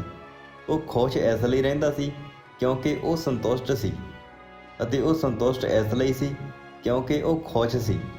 ਇੱਕ ਦਿਨ ਉਹਦੇ ਕੋਲ ਇੱਕ ਗੂੜ੍ਹ ਗਿਆਨੀ ਬੰਦਾ ਆਇਆ, ਜਿਸ ਨੇ ਉਸ ਨੂੰ ਹੀਰਿਆਂ ਦੀ ਮਹੱਤਤਾ ਅਤੇ ਉਸ ਦੀ ਕੀਮਤ ਬਾਰੇ ਜਾਣਕਾਰੀ ਦਿੱਤੀ। ਉਸ ਬੁੱਧੀਮਾਨ ਬੰਦੇ ਨੇ ਕਿਹਾ, ਜੇਕਰ ਤੁਹਾਡੇ ਕੋਲ ਅੰਗੂਠੇ ਜਿੰਨਾ ਵੀ ਹੀਰਾ ਹੋਵੇ ਤਾਂ ਤੁਸੀਂ ਆਪਣਾ ਇੱਕ ਸ਼ਹਿਰ ਖਰੀਦ ਸਕਦੇ ਹੋ। ਜੇ ਤੁਹਾਡੇ ਕੋਲ ਮੁੱਠੀ ਭਰ ਹੀਰੇ ਹੋਣ ਤਦ ਤਾਂ ਸ਼ਾਇਦ ਤੁਸੀਂ ਪੂਰੇ ਦੇਸ਼ ਦੇ ਮਾਲਕ ਬਣ ਸਕਦੇ ਹੋ। ਇੰਜ ਦੀਆਂ ਗੱਲਾਂ ਕਿਸਾਨ ਨੂੰ ਦੱਸ ਕੇ ਉਹ ਗਿਆਨੀ ਬੰਦਾ ਉੱਥੋਂ ਚਲਾ ਗਿਆ। ਪਰ ਇਹ ਸਭ ਕੁਝ ਸੁਣ ਕੇ ਉਹ ਕਿਸਾਨ ਉਸ ਰਾਤ ਬਿਲਕੁਲ ਨਾ ਸੌਂ ਸਕਿਆ। ਉਹਦੀ ਪ੍ਰਸੰਨਤਾ ਅਤੇ ਸੰਤੁਸ਼ਟੀ ਖਤਮ ਹੋ ਗਈ। ਉਹ ਨਾਖੁਸ਼ ਹੋ ਗਿਆ ਕਿਉਂਕਿ ਉਸ ਵਿਚਲੀ ਸੰਤੁਸ਼ਟੀ ਮਰ ਚੁੱਕੀ ਸੀ। ਉਹ ਅਸੰਤੁਸ਼ਟ ਇਸ ਕਰਕੇ ਬਣ ਗਿਆ ਕਿਉਂਕਿ ਉਹ ਹੁਣ ਖੁਸ਼ ਨਹੀਂ ਸੀ। ਅਗਲੇ ਦਿਨ ਸਵੇਰੇ ਉਸਨੇ ਆਪਣੇ ਖੇਤ ਨੂੰ ਵੇਚਣ ਦਾ ਪ੍ਰਬੰਧ ਕੀਤਾ ਅਤੇ ਘਰ ਵਾਲਿਆਂ ਦੀ ਦੇਖਭਾਲ ਦਾ ਇੰਤਜ਼ਾਮ ਕਰਕੇ ਉਹ ਹੀਰਿਆਂ ਦੀ ਤਲਾਸ਼ ਵਿੱਚ ਨਿਕਲ ਪਿਆ। ਉਹ ਪੂਰੇ ਅਫਰੀਕਾ ਵਿੱਚ ਘੁੰਮਦਾ ਰਿਹਾ ਪਰ ਕੁਝ ਵੀ ਹੱਥ ਨਾ ਲੱਗਾ। ਪੂਰੇ ਯੂਰਪ ਦਾ ਚੱਕਰ ਲਾ ਕੇ ਵੀ ਜਦੋਂ ਉਸ ਦੀ ਖੋਜ ਪੂਰੀ ਨਾ ਹੋਈ ਤਦ ਉਹ ਸਪੇਨ ਜਾ ਪੁੱਜਾ। ਤਦ ਤੱਕ ਉਹ ਜਜ਼ਬਾਤੀ ਤੌਰ 'ਤੇ, ਸਰੀਰਕ ਅਤੇ ਆਰਥਿਕ ਪੱਖ ਤੋਂ ਬਿਲਕੁਲ ਟੁੱਟ ਚੁੱਕਾ ਸੀ। ਉਹਦੀ ਹਿੰਮਤ ਜਵਾਬ ਦੇ ਗਈ ਸੀ ਤੇ ਉਹਨੇ ਇੱਕ ਦਿਨ ਬਾਰਸਲੋਨਾ ਨਦੀ ਵਿੱਚ ਛਾਲ ਮਾਰ ਕੇ ਆਤਮ ਹੱਤਿਆ ਕਰ ਲਈ। ਦੂਜੇ ਪਾਸੇ ਜਿਸ ਬੰਦੇ ਨੇ ਉਹਦੇ ਖੇਤ ਖਰੀਦੇ ਸਨ, ਜਦ ਉਹ ਇੱਕ ਵਾਰ ਉਹਨਾਂ ਖੇਤਾਂ ਵਿੱਚੋਂ ਗੁਜ਼ਰਨ ਵਾਲੀ ਨਹਿਰ ਤੋਂ ਆਪਣੇ ਊਠ ਨੂੰ ਪਾਣੀ ਪਿਲਾ ਰਿਹਾ ਸੀ ਤਾਂ ਨਹਿਰ ਦੇ ਦੂਜੇ ਕਿਨਾਰੇ ਉੱਤੇ ਸੂਰਜ ਦੀਆਂ ਕਿਰਨਾਂ ਜਿਵੇਂ ਹੀ ਇੱਕ ਪੱਥਰ ਉੱਤੇ ਪਈਆਂ ਤਾਂ ਇੰਦਰਧਨੁਸ਼ ਵਾਂਗ ਸੱਤੇ ਰੰਗ ਜਗਮਗਾ ਉੱਠੇ ਸਨ। ਉਸ ਬੰਦੇ ਨੇ ਸੋਚਿਆ, ਇਸ ਤਰ੍ਹਾਂ ਦਾ ਰੰਗੀਨ ਪੱਥਰ ਬੈਠਕ ਵਿੱਚ ਸਜਾਉਣ ਦੇ ਕੰਮ ਆ ਸਕਦਾ ਹੈ, ਤੇ ਉਹ ਉਸ ਨੂੰ ਚੁੱਕ ਕੇ ਘਰ ਲੈ ਆਇਆ ਅਤੇ ਆਪਣੀ ਬੈਠਕ ਵਿੱਚ ਸਜਾ ਦਿੱਤਾ। ਦੂਜੇ ਦੁਪਹਿਰ ਨੂੰ ਉਹੀ ਪਹਿਲਾਂ ਵਾਲਾ ਗਿਆਨੀ ਬੰਦਾ ਉੱਥੇ ਆਇਆ ਅਤੇ ਉਸ ਦੀ ਨਿਗਾਹ ਉਸ ਜਗਮਗਾਉਂਦੇ ਪੱਥਰ 'ਤੇ ਪਈ ਤਾਂ ਉਸ ਨੇ ਪੁੱਛਿਆ, ਕੀ ਹਾਫਿਜ਼ ਵਾਪਸ ਆ ਗਿਆ ਹੈ? ਨਵੇਂ ਮਾਲਕ ਨੇ ਜਵਾਬ ਦਿੱਤਾ, ਨਹੀਂ, ਪਰ ਤੁਸੀਂ ਇੰਜ ਕਿਉਂ ਪੁੱਛ ਰਹੇ ਹੋ? ਜਦ ਉਸ ਗਿਆਨੀ ਬੰਦੇ ਨੇ ਕਿਹਾ, ਉਹ ਜਿਹੜਾ ਪੱਥਰ ਸਾਹਮਣੇ ਰੱਖਿਆ ਹੋਇਆ ਹੈ, ਮੈਂ ਦੇਖਦੇ ਹੀ ਪਹਿਚਾਣ ਲਿਆ ਹੈ ਕਿ ਉਹ ਹੀਰਾ ਹੈ। ਨਵੇਂ ਮਾਲਕ ਨੇ ਫਿਰ ਕਿਹਾ, ਨਹੀਂ, ਉਹ ਤਾਂ ਸਿਰਫ ਇੱਕ ਪੱਥਰ ਹੈ, ਮੈਂ ਉਸ ਨੂੰ ਨਹਿਰ ਵਿੱਚੋਂ ਚੱਕਿਆ ਹੈ, ਆਓ ਮੈਂ ਤੁਹਾਨੂੰ ਦਿਖਾਵਾਂ। ਉੱਥੇ ਅਜਿਹੇ ਹੋਰ ਬਹੁਤ ਸਾਰੇ ਪੱਥਰ ਪਏ ਹਨ। ਉਹ ਦੋਵੇਂ ਉੱਥੇ ਗਏ ਤੇ ਪੱਥਰਾਂ ਦੇ ਕੁਝ ਨਮੂਨੇ ਲੈ ਕੇ ਪਰਖ ਵਾਸਤੇ ਭੇਜ ਦਿੱਤੇ। ਸੱਚਮੁੱਚ ਉਹ ਪੱਥਰ ਹੀਰੇ ਹੀ ਸਨ। ਉਹਨਾਂ ਨੂੰ ਪਤਾ ਲੱਗਾ ਕਿ ਉਸ ਖੇਤ ਵਿੱਚ ਦੂਰ ਦੂਰ ਤੱਕ ਹੀਰੇ ਦੱਬੇ ਹੋਏ ਸਨ। ਇਸ ਕਹਾਣੀ ਤੋਂ ਕੀ ਸਿੱਖਿਆ ਮਿਲਦੀ ਹੈ? ਇਸ ਕਹਾਣੀ ਤੋਂ 5 ਗੱਲਾਂ ਸਿੱਖਣ ਨੂੰ ਮਿਲਦੀਆਂ ਹਨ। ਜੇ ਤੁਹਾਡਾ ਦ੍ਰਿਸ਼ਟੀਕੋਣ ਸਹੀ ਹੋਵੇ ਤਾਂ ਤੁਹਾਨੂੰ ਲੱਗਣ ਲੱਗੇਗਾ ਕਿ ਤੁਸੀਂ ਹੀਰਿਆਂ ਦੀ ਖਾਨ ਉੱਪਰ ਚੱਲ ਰਹੇ ਹੋ। ਕਹਾਣੀ ਵਿਚਲੇ ਹੀਰੇ ਵਾਂਗ ਮੌਕੇ ਹਮੇਸ਼ਾ ਤੁਹਾਡੇ ਪੈਰਾਂ ਥੱਲੇ ਹੁੰਦੇ ਹਨ, ਪਰ ਤੁਸੀਂ ਇਹਨਾਂ ਨੂੰ ਕਿਤੇ ਹੋਰ ਲੱਭਦੇ ਰਹਿੰਦੇ ਹੋ। ਇਸ ਕਰਕੇ ਲੋੜ ਹੈ ਤਾਂ ਕੇਵਲ ਇਹਨਾਂ ਨੂੰ ਪਹਿਚਾਨਣ ਦੀ। ਦੂਸਰੇ ਦੇ ਖੇਤ ਹਮੇਸ਼ਾ ਆਪਣਿਆਂ ਨਾਲੋਂ ਜ਼ਿਆਦਾ ਹਰੇ ਲੱਗਦੇ ਹਨ। ਜਿਵੇਂ ਅਸੀਂ ਕਿਸੇ ਦੀ ਚੀਜ਼ ਉੱਪਰ ਆਸ ਲਗਾਈ ਬੈਠੇ ਹੁੰਦੇ ਹਾਂ, ਦੂਜਾ ਵੀ ਉਵੇਂ ਹੀ ਸਾਡੀ ਕਿਸੇ ਚੀਜ਼ ਬਾਰੇ ਸੋਚ ਰਿਹਾ ਹੁੰਦਾ ਹੈ।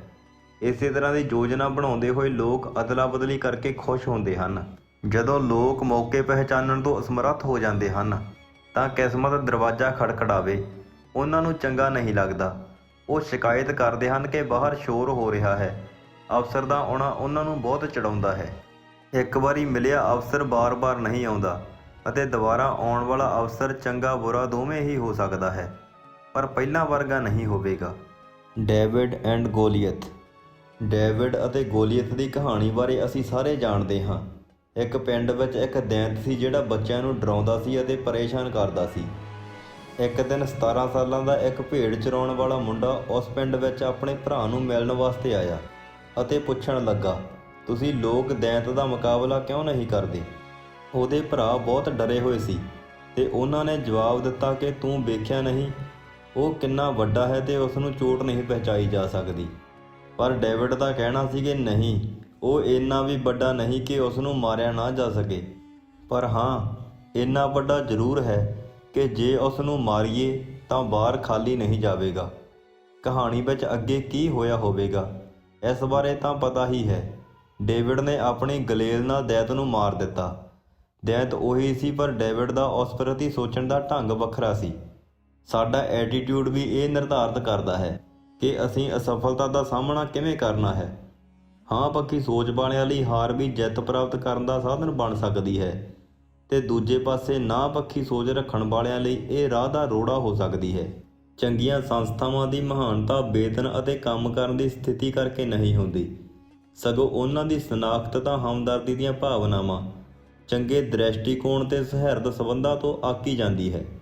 ਜਦੋਂ ਕਰਮਚਾਰੀ ਇਹ ਕਹਿੰਦੇ ਹਨ ਅਸੀਂ ਇਹ ਨਹੀਂ ਕਰ ਸਕਦੇ, ਤਾਂ ਇਹਦੇ ਦੋ ਸੰਭਾਵੀ ਅਰਥ ਹੋ ਸਕਦੇ ਹਨ।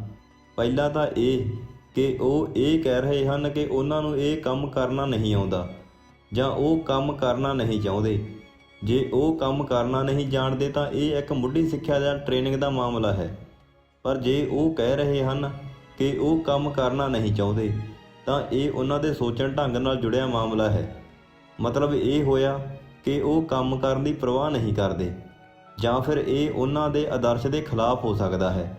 ਅਰਥਾਤ ਉਹਨਾਂ ਦਾ ਕਹਿਣਾ ਹੈ ਕਿ ਉਹਨਾਂ ਨੂੰ ਇੰਜ ਨਹੀਂ ਕਰਨਾ ਚਾਹੀਦਾ, ਜਾਂ ਮੈਨੂੰ ਕੰਮ ਕਰਨਾ ਨਹੀਂ ਆਉਂਦਾ, ਜਾਂ ਮੈਂ ਕੰਮ ਕਰਨਾ ਨਹੀਂ ਚਾਹੁੰਦਾ। ਸੰਪੂਰਨਤਾ ਦਾ ਰਾਹ। ਮੈਂ ਸੰਪੂਰਨਤਾ ਦੇ ਰਾਹ ਉੱਤੇ ਚੱਲਣ ਵਿੱਚ ਵਿਸ਼ਵਾਸ ਰੱਖਦਾ ਹਾਂ। ਅਸੀਂ ਭਿੰਨ-ਭਿੰਨ ਅੰਗਾਂ ਵਿੱਚ ਵੰਡੇ ਹੋਏ ਜੀਵ ਨਹੀਂ, ਸਗੋਂ ਇੱਕ ਸੰਪੂਰਨ ਮਨੁੱਖ ਹਾਂ। ਇੱਕ ਪੂਰਾ ਬੰਦਾ ਹੀ ਕੰਮ 'ਤੇ ਜਾਂਦਾ ਹੈ ਅਤੇ ਕੰਮ ਤੋਂ ਵਾਪਸ ਘਰ ਆਉਂਦਾ ਹੈ। ਅਸੀਂ ਘਰ ਦੀਆਂ ਪਰੇਸ਼ਾਨੀਆਂ ਅਤੇ ਦਿੱਕਤਾਂ ਦਫ਼ਤਰ ਵਿੱਚ ਲੈ ਜਾਂਦੇ ਹਾਂ ਅਤੇ ਦਫ਼ਤਰ ਦੀਆਂ ਮੁਸ਼ਕਲਾਂ ਘਰ ਲੈ ਆਉਂਦੇ ਹਾਂ। ਜਦੋਂ ਅਸੀਂ ਦਫ਼ਤਰ ਵਿੱਚ ਘਰ ਦੀਆਂ ਪਰੇਸ਼ਾਨੀਆਂ ਲੈ ਜਾਂਦੇ ਹਾਂ ਤਾਂ ਕੀ ਹੁੰਦਾ ਹੈ? ਨਤੀਜੇ ਵੱਲੋਂ ਸਾਡੀ ਚਿੰਤਾ ਵੱਧ ਜਾਂਦੀ ਹੈ ਅਤੇ ਪੈਦਾਵਾਰ ਪਹਿਲਾਂ ਨਾਲੋਂ ਘਟ ਜਾਂਦੀ ਹੈ। ਠੀਕ ਉਸੇ ਤਰ੍ਹਾਂ ਦਫ਼ਤਰ ਦੀਆਂ ਅਤੇ ਸਮਾਜਿਕ ਮੁਸ਼ਕਲਾਂ ਸਾਡੀ ਜ਼ਿੰਦਗੀ ਦੇ ਹਰ ਹਿੱਸੇ ਉੱਤੇ ਪ੍ਰਭਾਵ ਪਾਉਂਦੀਆਂ ਹਨ। ਆਰਾਮ ਨਾਲ ਇਹਨਾਂ ਵਿੱਚੋਂ ਕੋਈ ਵੀ ਇੱਕ ਮਸਲਾ ਲਓ ਤੇ ਉਹਦੇ ਉੱਪਰ ਚੰਗੀ ਤਰ੍ਹਾਂ ਇੱਕ ਗੂੜ੍ਹ ਗਿਆਨੀ ਬੰਦੇ ਵਾਂਗ ਸੋਚ ਵਿਚਾਰ ਕਰੋ ਅਤੇ ਨਾਲ ਹੀ ਇਸ ਨੂੰ ਆਪਣੀ ਪਰਿਵਾਰਕ ਜ਼ਿੰਦਗੀ, ਆਪਣੇ ਦਫ਼ਤਰ ਜਾਂ ਫਿਰ ਆਪਣੀ ਸਰਕਾਰ ਅਤੇ ਆਪਣੀ ਦੁਨੀਆ 'ਤੇ ਲਾਗੂ ਕਰਕੇ ਦੇਖੋ। ਤੁਹਾਨੂੰ ਇਹੀ ਗੱਲ ਸੱਚੀ, ਸਾਫ਼ ਅਤੇ ਠੋਸ ਲੱਗੇਗੀ। ਸੋਚ ਨੂੰ ਨਿਰਧਾਰਤ ਕਰਨ ਵਾਲੇ ਤੱਤ। ਕੀ ਅਸੀਂ ਆਪਣਾ ਰਵੱਈਆ ਲੈ ਕੇ ਪੈਦਾ ਹੁੰਦੇ ਹਾਂ ਜਾਂ ਇਹ ਉਮਰ ਦੇ ਨਾਲ ਵਿਕਸਿਤ ਹੁੰਦਾ ਹੈ? ਅਸਲ ਵਿੱਚ ਉਹ ਕਿਹੜੇ ਤੱਤ ਹਨ ਜਿਹੜੇ ਸਾਡੇ ਰਵੱਈਏ ਨੂੰ ਨਿਰਧਾਰਤ ਕਰਦੇ ਹਨ? ਜੇ ਤੁਸੀਂ ਜ਼ਿੰਦਗੀ ਪ੍ਰਤੀ ਨਾ ਪੱਖੀ ਸੋਚ ਰੱਖਦੇ ਹੋ, ਕਿਉਂ ਜੋ ਤੁਹਾਡਾ ਇਰਦ ਗਿਰਦ ਦਾ ਮਾਹੌਲ ਹੀ ਇੰਝ ਦਾ ਹੈ, ਤਾਂ ਕੀ ਤੁਸੀਂ ਆਪਣੇ ਨਜ਼ਰੀਏ ਨੂੰ ਬਦਲ ਸਕਦੇ ਹੋ? ਸਾਡੇ ਜ਼ਿਆਦਾ ਦ੍ਰਿਸ਼ਟੀਕੋਣ ਸਾਡੀ ਮੁੱਢਲੀ ਉਮਰ ਵਿੱਚ ਹੀ ਰੂਪ ਧਾਰਦੇ ਹਨ। ਮੁੱਖ ਤੌਰ 'ਤੇ 3 ਅਜਿਹੇ ਮੁੱਢਲੇ ਤੱਤ ਹਨ ਜਿਹੜੇ ਸਾਡੇ ਸੋਚਣ ਢੰਗ ਨੂੰ ਤੈਅ ਕਰਦੇ ਹਨ: ਐਨਵਾਇਰਨਮੈਂਟ, ਐਕਸਪੀਰੀਅੰਸ ਅਤੇ ਐਜੂਕੇਸ਼ਨ। ਇਹਨਾਂ ਤਿੰਨਾਂ ਨੂੰ ਅਸੀਂ ਦ੍ਰਿਸ਼ਟੀਕੋਣ ਨਿਰਧਾਰਤ ਕਰਨ ਦੇ 3 ਈਜ ਕਹਿ ਸਕਦੇ ਹਾਂ। ਹੁਣ ਇਹਨਾਂ ਤਿੰਨਾਂ ਦਾ ਵੱਖ-ਵੱਖ ਮੁਲਾਂਕਣ ਕਰੀਏ। ਅਨੁਕੂਲ ਵਾਤਾਵਰਣ ਜਾਂ ਐਨਵਾਇਰਨਮੈਂਟ। ਚੰਗੇ ਮਾਹੌਲ ਲਈ ਹੇਠ ਲਿਖੀਆਂ ਗੱਲਾਂ ਦੀ ਜ਼ਰੂਰਤ ਹੈ। ਘਰ, ਹਾਂ ਪੱਖੀ ਜਾਂ ਨਾ ਪੱਖੀ ਪ੍ਰਭਾਵ। ਸਕੂਲ, ਸਹਿਪਾਠੀਆਂ ਦਾ ਦਬਾਅ। ਦਫ਼ਤਰ, ਸਹਾਇਤਾ ਦੇਣ ਵਾਲੇ ਜਾਂ ਜ਼ਿਆਦਾ ਨੁਕਤਾਚੀਨੀ ਕੱਢਣ ਵਾਲੇ ਨਿਗਰਾਨ। ਮੀਡੀਆ, ਟੈਲੀਵਿਜ਼ਨ, ਅਖਬਾਰ, ਪ੍ਰਤੀਕਿਰਵਾ, ਰੇਡੀਓ, ਫਿਲਮਾਂ, ਸੱਭਿਆਚਾਰਕ ਅਤੇ ਪਿੱਠਭੂਮੀ। ਧਾਰਮਿਕ ਪਿੱਠਭੂਮੀ, ਰੀਤੀ ਰਿਵਾਜ ਅਤੇ ਆਸਥਾਵਾਂ। ਸਮਾਜਿਕ ਚੌਗਿਰਦਾ ਅਤੇ ਰਾਜਨੀਤਿਕ ਵਾਤਾਵਰਣ। ਇਹ ਸਾਰੀ ਸਮੱਗਰੀ ਮਿਲ ਕੇ ਇੱਕ ਅਨੁਕੂਲ ਵਾਤਾਵਰਣ ਬਣਾਉਂਦੀ ਹੈ। ਭਾਵੇਂ ਘਰ ਹੋਵੇ ਜਾਂ ਦਫ਼ਤਰ ਜਾਂ ਫਿਰ ਹੋਵੇ ਦੇਸ਼, ਹਰ ਇੱਕ ਥਾਂ ਦੀ ਆਪਣੀ ਸੱਭਿਅਤਾ ਹੁੰਦੀ ਹੈ। ਕੀ ਤੁਸੀਂ ਕਦੇ ਇਸ ਗੱਲ 'ਤੇ ਧਿਆਨ ਦਿੱਤਾ ਹੈ ਕਿ ਤੁਸੀਂ ਕਿਸੇ ਕਰਿਆਨੇ ਦੀ ਦੁਕਾਨ ਤੇ ਜਾਂਦੇ ਹੋ ਤਾਂ ਉੱਥੇ ਦਾ ਸੇਲਜ਼ਮੈਨ ਬੜੀ ਤਹਿਜੀਬ ਵਾਲਾ ਹੁੰਦਾ ਹੈ। ਇੱਥੋਂ ਤੱਕ ਕਿ ਨਿਗਰਾਨ, ਪ੍ਰਬੰਧਕ ਅਤੇ ਮਾਲਕ ਵੀ ਉਵੇਂ ਦੇ ਹੀ ਸੁਹਿਰਦ ਵਿਹਾਰ ਕਰਨ ਵਾਲੇ ਇਨਸਾਨ ਹੁੰਦੇ ਹਨ। ਲੇਕਿਨ ਜੇ ਤੁਸੀਂ ਦੂਸਰੀ ਦੁਕਾਨ ਤੇ ਜਾਂਦੇ ਹੋ, ਉੱਥੇ ਤੁਹਾਨੂੰ ਹਰ ਕੋਈ ਰੁੱਖੇ ਸੁਭਾਅ ਵਾਲਾ ਅਤੇ ਬਦਤਮੀਜ਼ ਕਿਸਮ ਦਾ ਬੰਦਾ ਮਿਲੇਗਾ। ਤੁਸੀਂ ਕਿਸੇ ਦੇ ਘਰ ਜਾਂਦੇ ਹੋ, ਉੱਥੇ ਤੁਹਾਨੂੰ ਬੱਚੇ, ਮਾਪੇ ਸਾਰੇ ਹੀ ਚੰਗੀ ਤਮੀਜ਼ ਵਾਲੇ, ਨਰਮ ਸੁਭਾਅ ਅਤੇ ਤੁਹਾਡੀ ਦੇਖਭਾਲ ਕਰਨ ਵਾਲੇ ਮਿਲਦੇ ਹਨ। ਇਸੇ ਤਰ੍ਹਾਂ ਹੀ ਤੁਸੀਂ ਦੂਸਰੇ ਘਰ ਜਾਂਦੇ ਹੋ ਤਾਂ ਉੱਥੇ ਉਸ ਘਰ ਵਿੱਚ ਹਰ ਕੋਈ ਲੜਾਕੇ ਸੁਭਾਅ ਦਾ ਮਿਲਦਾ ਹੈ। ਜਿਨ੍ਹਾਂ ਦੇਸ਼ਾਂ ਵਿੱਚ ਸਰਕਾਰਾਂ ਅਤੇ ਰਾਜਨੀਤਿਕ ਵਾਤਾਵਰਣ ਕਾਫੀ ਇਮਾਨਦਾਰ ਹਨ, ਤੁਹਾਨੂੰ ਆਮ ਤੌਰ 'ਤੇ ਉੱਥੋਂ ਦੇ ਬੰਦੇ ਵੀ ਇਮਾਨਦਾਰ, ਕਾਨੂੰਨ ਦਾ ਪਾਲਣ ਕਰਨ ਵਾਲੇ ਮਿਲਣਗੇ। ਇਸ ਤੱਥ ਦੇ ਉਲਟ ਵੀ ਇਵੇਂ ਹੀ ਹੁੰਦਾ ਹੈ, ਅਰਥਾਤ ਜਿਹੜੀ ਸਰਕਾਰ ਜਾਂ ਰਾਜਨੀਤਿਕ ਮਾਹੌਲ ਭ੍ਰਿਸ਼ਟ ਹੁੰਦਾ ਹੈ, ਉੱਥੇ ਇਮਾਨਦਾਰ ਬੰਦੇ ਵਾਸਤੇ ਜ਼ਿੰਦਗੀ ਔਖੀ ਬਣ ਜਾਂਦੀ ਹੈ, ਜਦਕਿ ਸੱਚ ਨਾਲ ਭਰੇ ਮਾਹੌਲ ਵਿੱਚ ਬੇਈਮਾਨ ਲਈ ਸਮਾਂ ਲੰਘਾਉਣਾ ਔਖਾ ਹੋ ਜਾਂਦਾ ਹੈ। ਚੰਗੇ ਮਾਹੌਲ ਵਿੱਚ ਇੱਕ ਸਧਾਰਨ ਅਤੇ ਮਾਮੂਲੀ ਜਿਹੇ ਕਰਮਚਾਰੀ ਦੀ ਕੰਮ ਕਰਨ ਦੀ ਸ਼ਕਤੀ ਵੱਧ ਜਾਂਦੀ ਹੈ, ਜਦਕਿ ਭੈੜੇ ਮਾਹੌਲ ਵਿੱਚ ਇੱਕ ਚੰਗੇ ਕੰਮ ਕਰਨ ਵਾਲੇ ਦੀ ਕਾਰਜ ਸ਼ਕਤੀ ਵੀ ਥੱਲੇ ਡਿੱਗ ਪੈਂਦੀ ਹੈ। ਸੱਭਿਅਤਾ ਕਿਸੇ ਵੀ ਥਾਂ ਜਾਂ ਪਰਿਸਥਿਤੀ ਵਿੱਚ ਉੱਤੋਂ ਥੱਲੇ ਨੂੰ ਆਉਂਦੀ ਹੈ, ਥੱਲਿਓਂ ਉੱਪਰ ਨੂੰ ਕਦੇ ਨਹੀਂ ਉੱਠਦੀ। ਸਾਨੂੰ ਇੱਕ ਕਦਮ ਪਿੱਛੇ ਮੁੜ ਕੇ ਸੋਚਣ ਦੀ ਲੋੜ ਹੈ ਕਿ ਅਸੀਂ ਆਪਣੇ ਵਾਸਤੇ ਅਤੇ ਆਪਣੇ ਇਰਦ-ਗਿਰਦ ਰਹਿਣ ਵਾਲੇ ਬੰਦਿਆਂ ਲਈ ਕਿਵੇਂ ਦਾ ਵਾਤਾਵਰਣ ਤਿਆਰ ਕੀਤਾ ਹੈ। ਇੱਕ ਨਾਪੱਖੀ ਮਾਹੌਲ ਤੋਂ ਚੰਗੇ ਵਿਹਾਰ ਦੀ ਆਸ ਕਰਨੀ ਬਹੁਤ ਮੁਸ਼ਕਲ ਹੁੰਦੀ ਹੈ। ਜਿੱਥੇ ਕਾਨੂੰਨ ਦੀ ਉਲੰਘਣਾ ਹੀ ਕਾਨੂੰਨ ਬਣ ਜਾਵੇ, ਉੱਥੇ ਇਮਾਨਦਾਰ ਬੰਦੇ ਵੀ ਧੋਖੇਬਾਜ਼, ਕਪਟੀ ਤੇ ਚੋਰ ਬਦਮਾਸ਼ ਬਣ ਜਾਂਦੇ ਹਨ।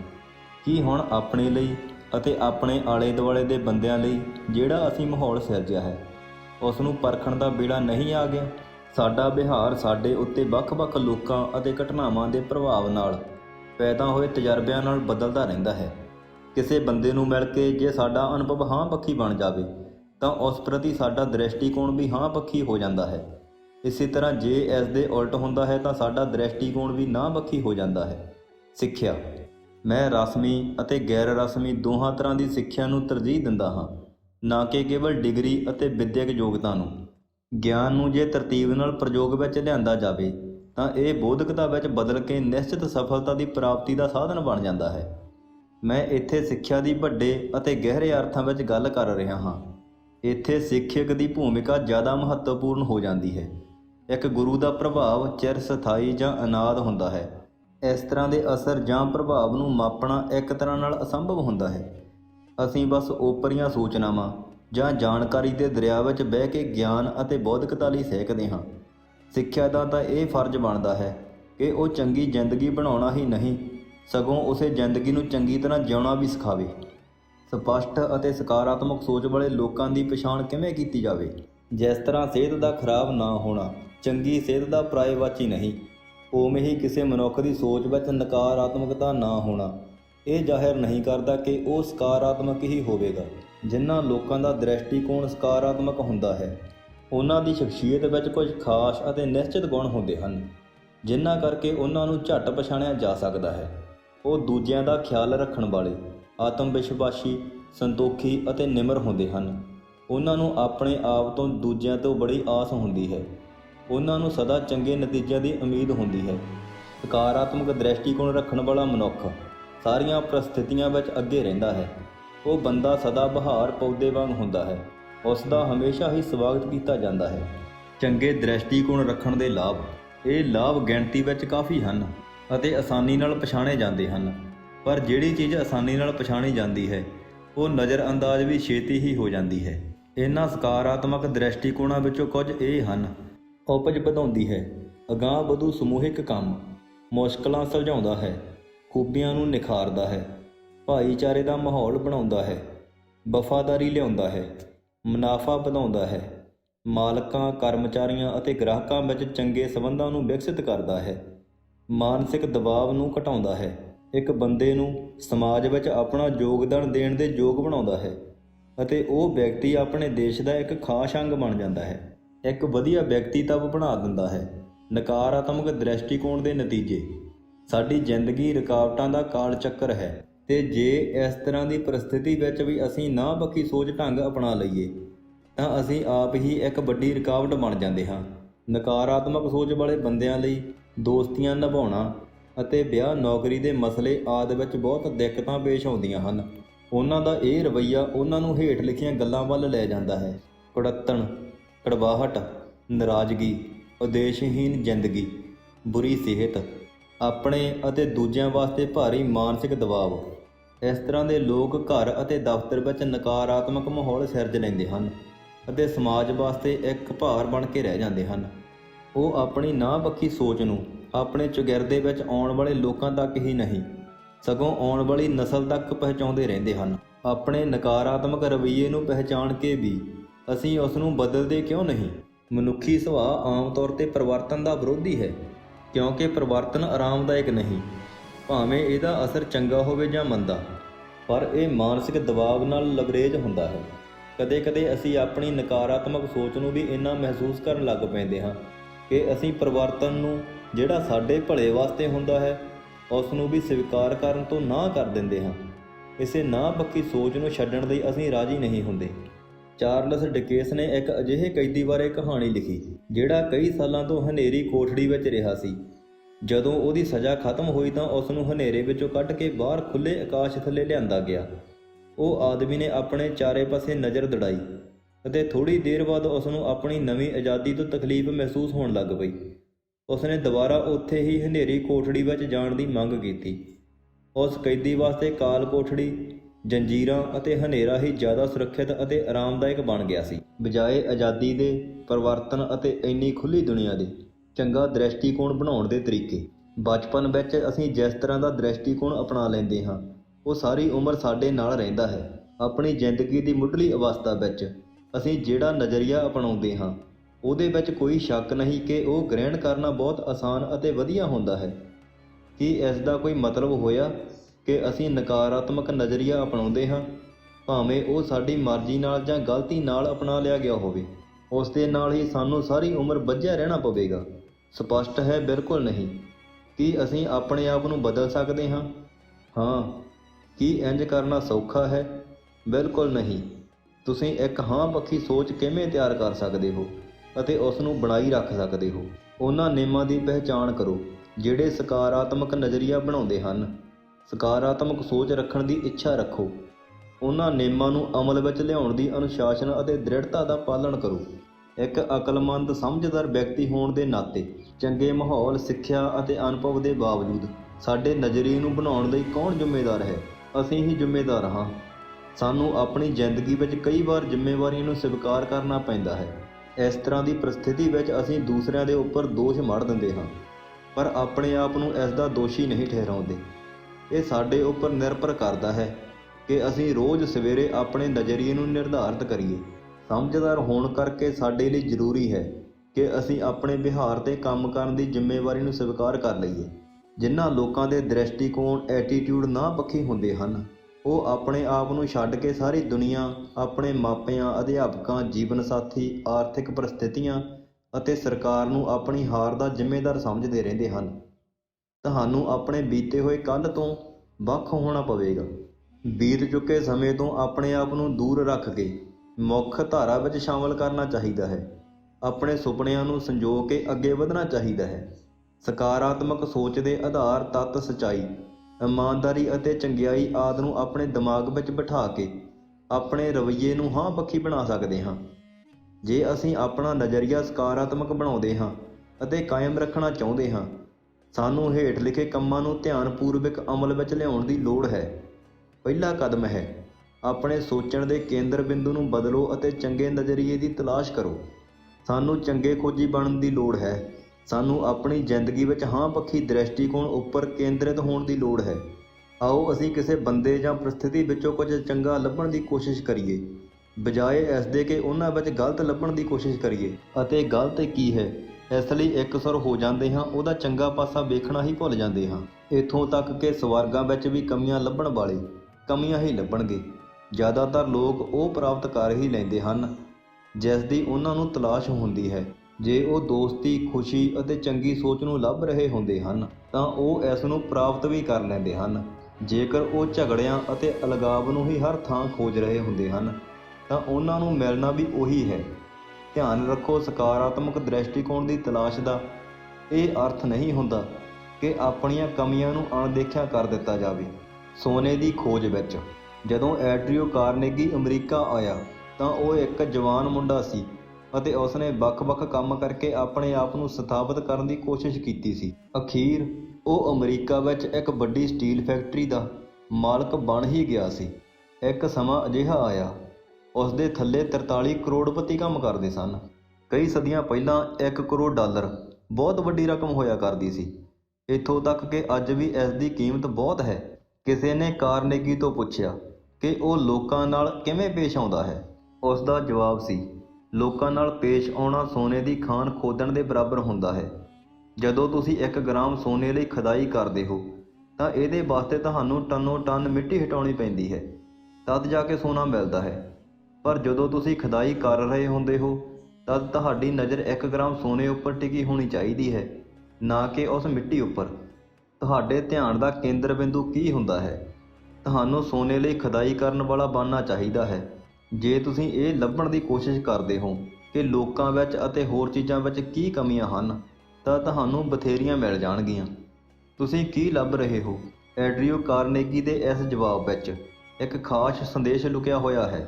ਅਸਲ ਵਿੱਚ ਹਰ ਆਦਮੀ ਅਤੇ ਹਰ ਪਰਿਸਥਿਤੀ ਵਿੱਚ ਕੁਝ ਨਾ ਕੁਝ ਹਾਂ ਪੱਖੀ ਜ਼ਰੂਰ ਹੁੰਦਾ ਹੈ। ਕਈ ਵਾਰ ਸਾਨੂੰ ਸਕਾਰਾਤਮਕ ਲੱਭਣ ਦੀ ਗਹਿਰਾਈ ਤੱਕ ਖੋਦਣਾ ਪੈਂਦਾ ਹੈ, ਕਿਉਂਕਿ ਇਹ ਸਪਸ਼ਟ ਨਾ ਹੋ ਕੇ ਧੁੰਦਲਾ ਹੋ ਸਕਦਾ ਹੈ। ਇਸ ਤੋਂ ਇਲਾਵਾ ਅਸੀਂ ਲੋਕਾਂ ਅਤੇ ਹਾਲਾਤਾਂ ਵਿੱਚੋਂ ਗਲਤੀਆਂ ਲੱਭਣ ਦੇ ਇੰਨੇ ਆਦੀ ਹੋ ਜਾਂਦੇ ਹਾਂ ਕਿ ਕੀ ਠੀਕ ਹੈ ਇਸ ਬਾਰੇ ਸੋਚਣਾ ਵੀ ਭੁੱਲ ਹੀ ਜਾਂਦੇ ਹਾਂ। ਇੱਕ ਵਾਰ ਕਿਸੇ ਨੇ ਕਿਹਾ ਸੀ ਕਿ ਬੰਦ ਘੜੀ ਦਿਨ ਵਿੱਚ 2 ਵਾਰ ਸਹੀ ਸਮਾਂ ਦੱਸ ਦਿੰਦੀ ਹੈ। ਯਾਦ ਰੱਖੋ ਕਿ ਜਦ ਤੁਸੀਂ ਸੋਨੇ ਦੀ ਤਲਾਸ਼ ਕਰੋਗੇ ਤਾਂ ਤੁਹਾਨੂੰ ਕਈ ਮਣ ਮਿੱਟੀ 1 ਗ੍ਰਾਮ ਸੋਨੇ ਵਾਸਤੇ ਹਟਾਉਣੀ ਪਵੇਗੀ। ਪਰ ਹਾਂ, ਜਦੋਂ ਤੁਸੀਂ ਆਪਣਾ ਤਲਾਸ਼ ਦਾ ਕੰਮ ਕਰ ਰਹੇ ਹੁੰਦੇ ਹੋ ਤਾਂ ਤੁਸੀਂ ਸੋਨੇ ਉੱਪਰ ਹੀ ਆਪਣਾ ਧਿਆਨ ਕੇਂਦਰਿਤ ਕਰਕੇ ਮਿੱਟੀ ਨੂੰ ਹੀ ਪਾਸੇ ਕਰ ਦਿੰਦੇ ਹੋ। ਨਾ ਪੱਖੀ ਸੋਚ ਵਾਲੇ ਬੰਦੇ ਹਮੇਸ਼ਾ ਨੁਕਸਾਨ ਕੱਢਦੇ ਰਹਿੰਦੇ ਹਨ। ਕੁਝ ਲੋਕ ਬਿਨਾਂ ਵਜ੍ਹਾ ਤੋਂ ਹੀ ਹਰ ਗੱਲ ਵਿੱਚ ਦੋਸ਼ ਕੱਢਦੇ ਰਹਿੰਦੇ ਹਨ। ਇਹ ਗੱਲ ਜ਼ਿਆਦਾ ਮਹੱਤਵ ਨਹੀਂ ਰੱਖਦੀ ਕਿ ਤੁਸੀਂ ਕਿਹੜੇ ਪੱਖ ਦਾ ਸਾਥ ਦੇ ਰਹੇ ਹੋ, ਪਰ ਉਹ ਹਮੇਸ਼ਾ ਉਲਟੇ ਪਾਸੇ ਹੀ ਗੱਲ ਕਰਨਗੇ। ਉਹਨਾਂ ਨੇ ਨੁਕਤਾਚੀਨੀ ਕਰਨਾ ਹੀ ਆਪਣਾ ਧੰਦਾ ਬਣਾ ਲਿਆ ਹੈ। ਉਹ ਨੁਕਤਾਚੀਨੀ ਕਰਨ ਦੇ ਸੁਦਾਗਰ ਬਣ ਗਏ ਹਨ। ਉਹ ਇੰਜ ਆਲੋਚਨਾ ਕਰਦੇ ਹਨ ਜਿਵੇਂ ਉਹਨਾਂ ਨੇ ਕਿਸੇ ਪ੍ਰਤੀਯੋਗਤਾ ਵਿੱਚ ਇਨਾਮ ਜਿੱਤਣਾ ਹੋਵੇ। ਉਹ ਹਰ ਮਨੁੱਖ ਅਤੇ ਹਰ ਹਾਲਾਤ ਵਿੱਚ ਗਲਤੀ ਕੱਢ ਦੇਣਗੇ। ਤੁਸੀਂ ਇਸ ਤਰ੍ਹਾਂ ਦੇ ਲੋਕ ਹਰ ਘਰ, ਹਰ ਪਰਿਵਾਰ ਅਤੇ ਦਫ਼ਤਰ ਵਿੱਚ ਵੇਖੋਗੇ। ਉਹ ਹਰ ਥਾਂ ਲੋਕਾਂ ਵਿੱਚ ਗਲਤੀਆਂ ਹੀ ਕੱਢਦੇ ਰਹਿਣਗੇ ਤੇ ਹਰ ਇੱਕ ਨੂੰ ਇਹੀ ਦੱਸਦੇ ਰਹਿਣਗੇ ਕਿ ਚੀਜ਼ਾਂ ਦਾ ਕਿੰਨਾ ਭੈੜਾ ਹਾਲ ਹੈ ਤੇ ਆਪਣੀਆਂ ਦਿੱਕਤਾਂ ਦਾ ਦੋਸ਼ੀ ਸਾਰੀ ਦੁਨੀਆ ਨੂੰ ਮੰਨਦੇ ਹਨ। ਅਸੀਂ ਇਸ ਤਰ੍ਹਾਂ ਦੇ ਲੋਕਾਂ ਵਾਸਤੇ ਇੱਕ ਨਾਂ ਵੀ ਰੱਖਿਆ ਹੈ, ਅੰਦਰੂਨੀ ਬਲ ਚੂਸਣ ਵਾਲੇ, એનર્ਜੀ ਸਕਰ ਕਿਹਾ ਜਾਂਦਾ ਹੈ। ਅਜਿਹੇ ਲੋਕ ਕਿਸੇ ਢਾਬੇ 'ਤੇ ਜਾਣਗੇ ਤਾਂ 20-20 ਕੱਪ ਚਾਹ ਜਾਂ ਕੌਫੀ ਦੇ ਪੀ ਕੇ ਅਤੇ ਸਿਗਰਟਾਂ ਫੂਕ ਕੇ ਆਪਣੇ ਦਿਲ ਨੂੰ ਤਸੱਲੀ ਦੇਣ ਦੀ ਕੋਸ਼ਿਸ਼ ਕਰਨਗੇ ਅਤੇ ਬਹਾਨਾ ਲਗਾਉਣਗੇ ਕਿ ਉਹ ਆਪਣੇ ਆਪ ਨੂੰ ਆਰਾਮ ਦੇ ਰਹੇ ਹਨ। ਇੰਜ ਕਰਕੇ ਉਹ ਆਪਣੇ ਆਪ ਅਤੇ ਹੋਰ ਲੋਕਾਂ ਨੂੰ ਹੋਰ ਜ਼ਿਆਦਾ ਤਣਾਅਗ੍ਰਸਤ ਕਰ ਦਿੰਦੇ ਹਨ। ਉਹ ਪਲੇਗ ਵਰਗੀ ਮਹਾਮਾਰੀ ਵਾਂਗ ਚਾਰੇ ਪਾਸੇ ਡਰਾਉਣਾ ਸੰਦੇਸ਼ ਫੈਲਾ ਦਿੰਦੇ ਹਨ ਅਤੇ ਇਸ ਤਰ੍ਹਾਂ ਦਾ ਮਾਹੌਲ ਬਣਾ ਦਿੰਦੇ ਹਨ ਕਿ ਉਹਦੇ ਨਤੀਜੇ ਕਾਫੀ ਬੁਰੇ ਨਿਕਲਦੇ ਹਨ। ਰੋਬਰਟ ਫਲਟੋਨ ਨੇ ਭਾਵ ਤੋਂ ਚੱਲਣ ਵਾਲੀ ਕਿਸ਼ਤੀ ਦੀ ਖੋਜ ਕੀਤੀ ਸੀ ਹਡਸਨ ਨਦੀ ਦੇ ਕਿਨਾਰੇ ਉੱਪਰ। ਉਹ ਆਪਣੀ ਇਸ ਨਵੀਂ ਖੋਜ ਨੂੰ ਅਮਲ ਵਿੱਚ ਲਿਆ ਕੇ ਦਿਖਾ ਰਿਹਾ ਸੀ। ਨੁਕਸ ਕੱਢਣ ਵਾਲੇ ਅਤੇ ਸ਼ੱਕੀ ਕਿਸਮ ਦੇ ਲੋਕ ਉੱਥੇ ਇਸ ਤਜਰਬੇ ਨੂੰ ਵੇਖਣ ਲਈ ਇਕੱਠੇ ਹੋ ਗਏ ਸਨ। ਉਹਨਾਂ ਦਾ ਮੰਨਣਾ ਸੀ ਕਿ ਇਸ ਤਰ੍ਹਾਂ ਕਿਸ਼ਤੀ ਨਹੀਂ ਚੱਲੇਗੀ, ਪਰ ਹੌਲੀ-ਹੌਲੀ ਕਰਦੇ ਉਹ ਚੱਲ ਹੀ ਪਈ। ਜਿਵੇਂ ਉਹਨੇ ਨਦੀ ਵਿੱਚ ਵਧਣਾ ਸ਼ੁਰੂ ਕੀਤਾ ਤਾਂ ਨਿਰਾਸ਼ਾਵਾਦੀ ਲੋਕਾਂ ਨੇ ਇਹ ਕਹਿਣਾ ਸ਼ੁਰੂ ਕਰ ਦਿੱਤਾ ਕਿ ਹੁਣ ਇਹ ਬਿਲਕੁਲ ਨਹੀਂ ਰੁਕੇਗੀ। ਜਿਹੜੇ ਪਹਿਲਾਂ ਇਸ ਦੇ ਚੱਲਣ 'ਤੇ ਸੰਭਾਵਨਾਵਾਂ ਪ੍ਰਗਟ ਕਰ ਰਹੇ ਸਨ, ਇਹ ਵੀ ਕੀ ਸੋਚ ਹੈ। ਕੁਝ ਲੋਕ ਹਮੇਸ਼ਾ ਨਾ ਪੱਖੀ ਨਜ਼ਰੀਏ ਬਾਰੇ ਹੀ ਸੋਚਦੇ ਰਹਿੰਦੇ ਹਨ। ਇੱਕ ਸ਼ਿਕਾਰੀ ਸੀ, ਉਸਨੇ ਚਿੜੀਆਂ ਨੂੰ ਮਾਰਨ ਵਾਲਾ ਕੁੱਤਾ ਖਰੀਦਿਆ ਜਿਹੜਾ ਦੁਨੀਆ ਭਰ ਵਿੱਚ ਆਪਣੇ ਵਰਗਾ ਇਕਲੌਤਾ ਸੀ। ਖਾਸੀਅਤ ਇਹ ਸੀ ਕਿ ਉਹ ਕੁੱਤਾ ਪਾਣੀ ਉੱਪਰ ਵੀ ਚੱਲ ਸਕਦਾ ਸੀ। ਇਹ ਅਜੂਬਾ ਵੇਖ ਕੇ ਉਸ ਨੂੰ ਆਪਣੀਆਂ ਅੱਖਾਂ 'ਤੇ ਯਕੀਨ ਨਹੀਂ ਆਇਆ।